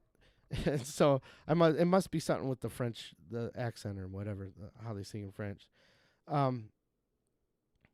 Then it goes into like a piano bridge, and then it goes into a mini song that transitions into a piano again into the last part of the first side. I mean, this song is very complex, and they call it bittersweet, but then they list all the subtitles of every part of this song, and there's like 8 different subtitles to this song. It's awesome. It's fucking great. Then you open up the second side, opens up with something called Bongo Espresso or something like that. It's just a little instrumental, and then we get into Heart of Lothian, which, oh no, I'm sorry, I got confused. Heart of Lothian is the very end of the first side, and it's just a brilliant ending to the first side. It's very uplifting, and it just closes out the first story or the first song, which is like 30 minutes long or 25 minutes long or whatever. Then we open up with that Bongo Espresso song, and then it goes into Lords of the Backstage, this is not even 2 minutes. It's a song. It's a very short part of the song called Lords of the Backstage, and it's only 2 minutes long, or it's not even 2 minutes long, but it just hits me. It feels like it's speaking to me. It's my favorite song on the album. I don't know, lyrically, everything. It's so cool. There's no other way to describe it. And mainly, it just gets me in the lyrics, like I don't know, your first love or something like that. I don't know what it's exactly about, but it's just pretty freaking cool. And then comes Blind Curve, Blind Curve is just like a previous track I mentioned this one has 5 parts to it. Yeah, just like Bittersweet. And this is the one you could tell he was totally fucking on acid. He just starts reciting a lot of poetry again, but it's like some crazy shit.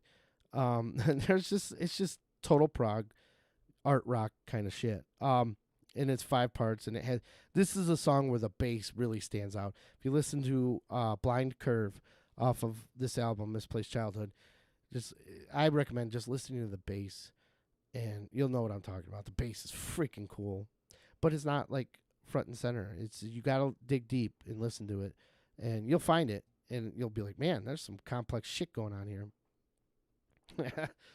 So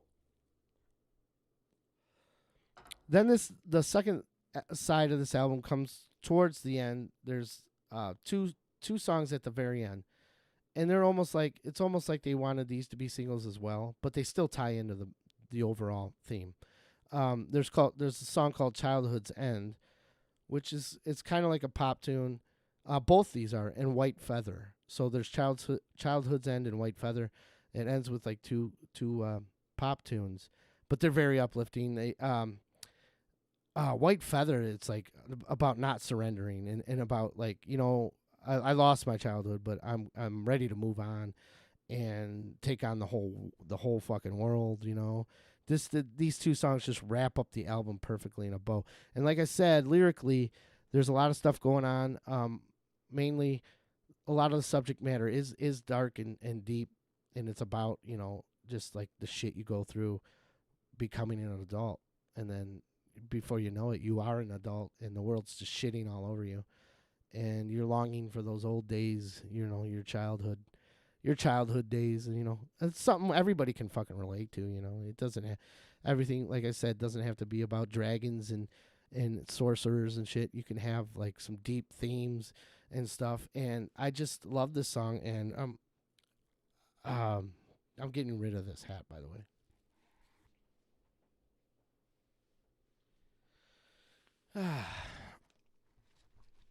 Oh, good. Now I don't have to keep adjusting my fucking headphones. That's it for the cowboy hat. I'm so tired of fucking cowboy hat.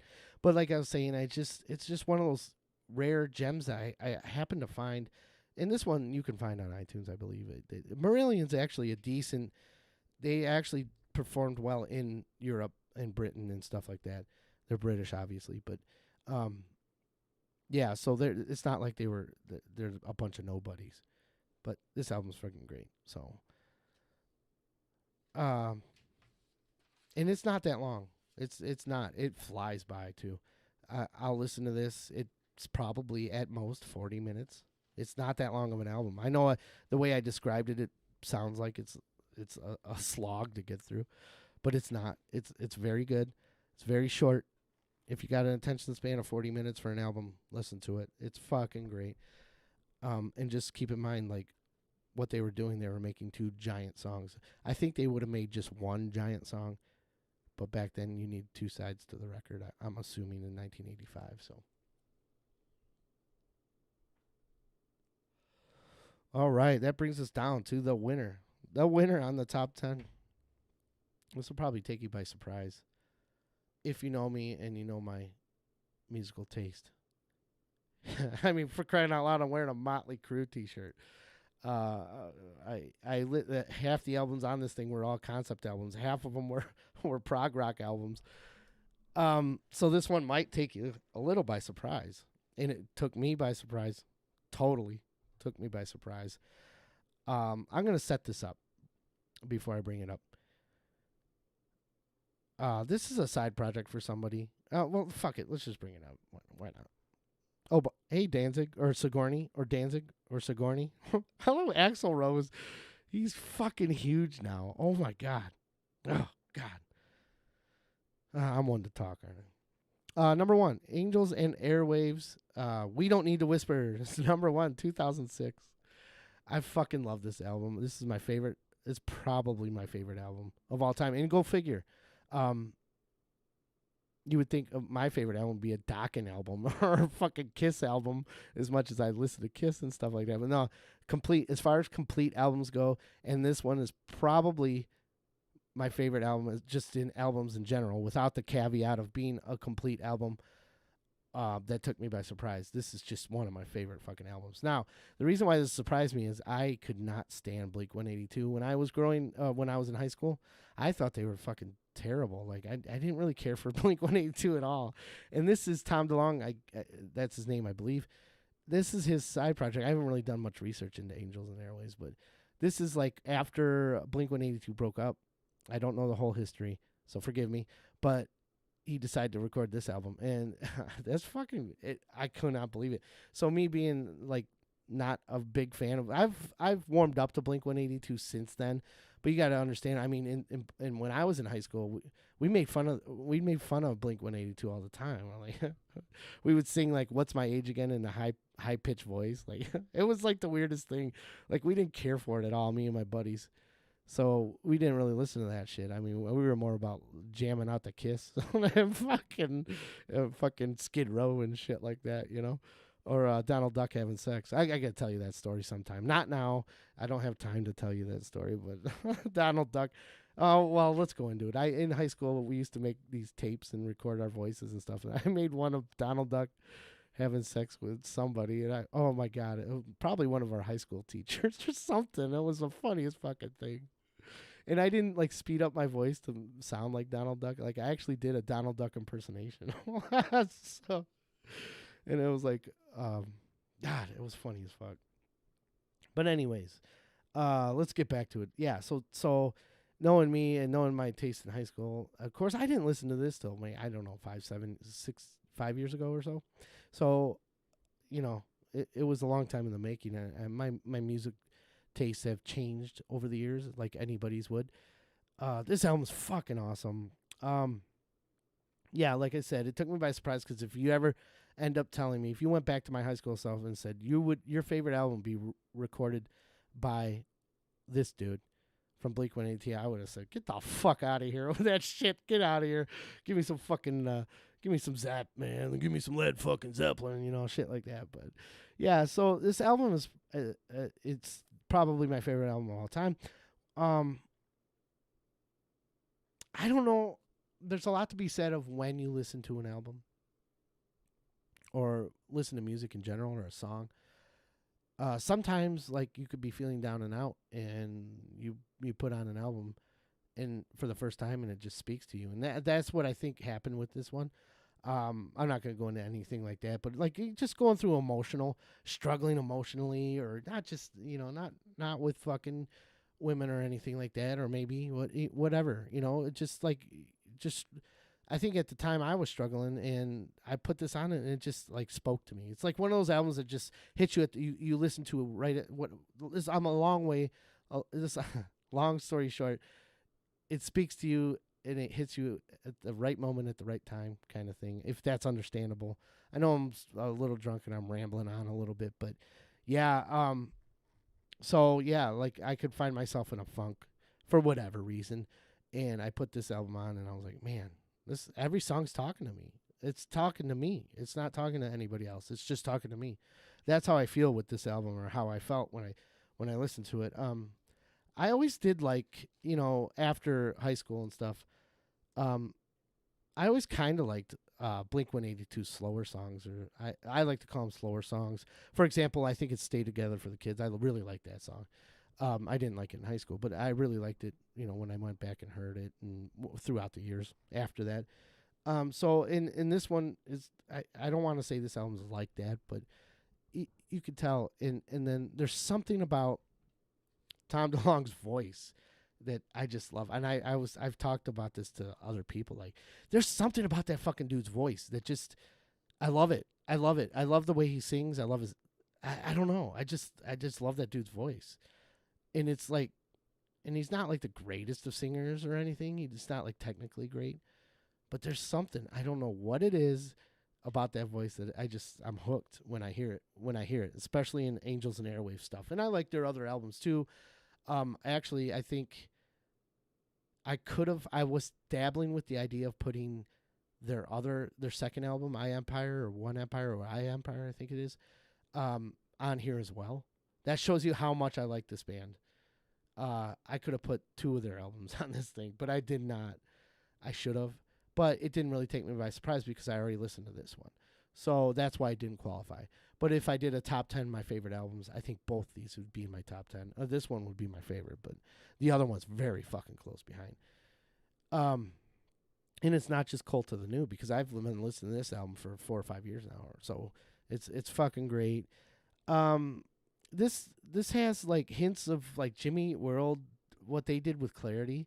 It's like Tom got to like experiment a little bit, with like layers of sound and different subtle, I don't know how to describe it, just layers of sound and sound effects and stuff like that. Like I said earlier, the lyrics on this album speak to me like no other album ever has.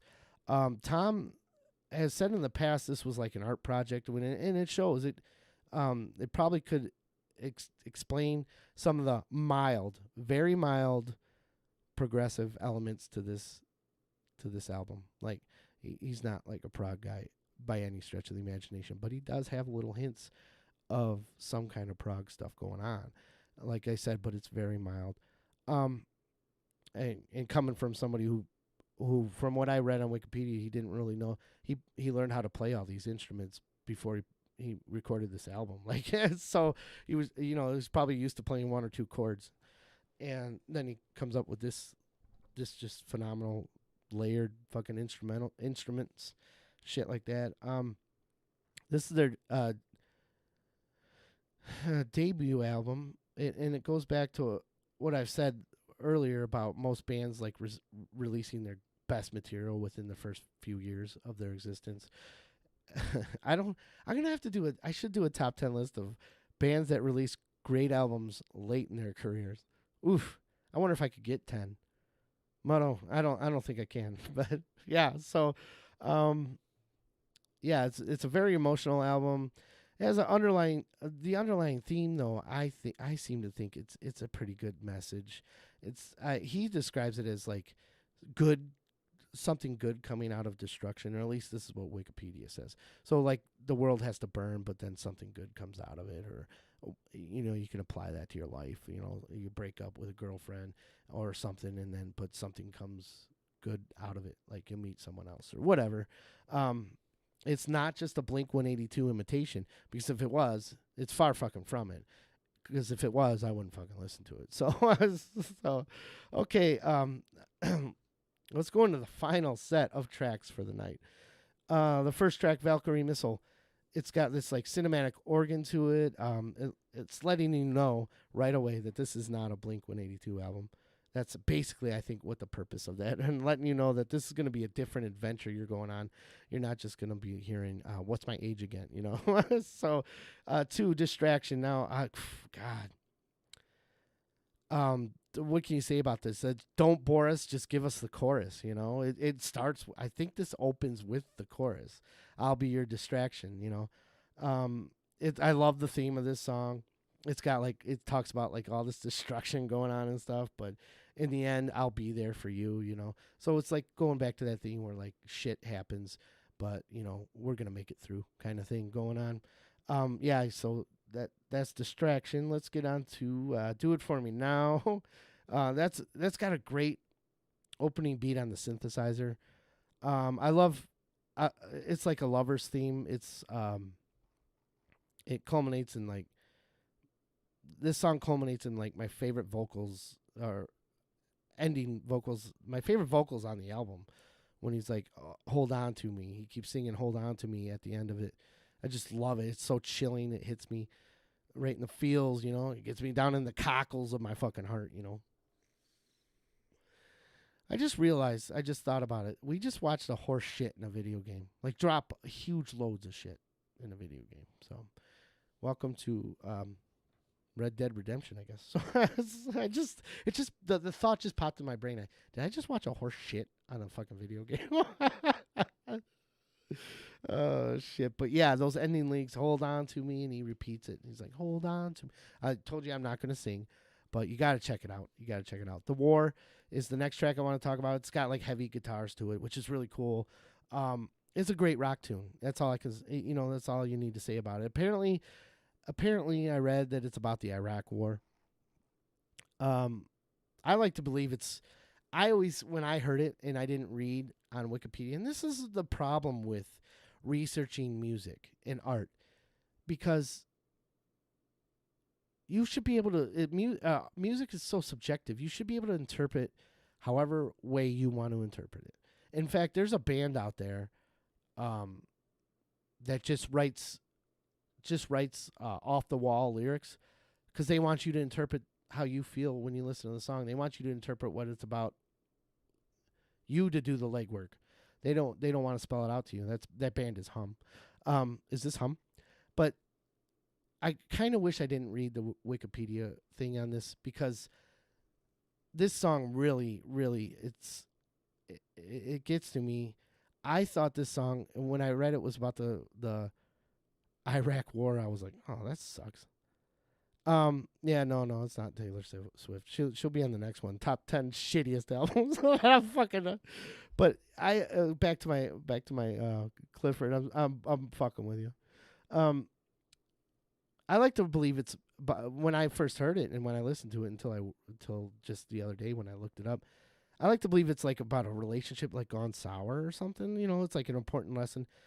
This is an important lesson that music is so subjective. You can interpret it any way you want, and that's what's so great about it. But when I read it was about the Iraq War, I was kind of disappointed. And now I'm just gonna hold on to my interpretation of it, that it's about a bad relationship or something like that. The Gift. Let's move on to The Gift. Lots of different instrumentation layered in this song. It's another just like. It's like a love song or falling in love, where it's very uplifting and promising that person that you love that you're going to be with them and hold them up. That's my favorite song on the album is The Gift. It's basically like a soundtrack to falling in love or something like that. Whatever, who gives a shit? It Hurts is a great tune. This is one that's kind of like has a darker theme to it. It Hurts. It's like a cheating lover kind of thing.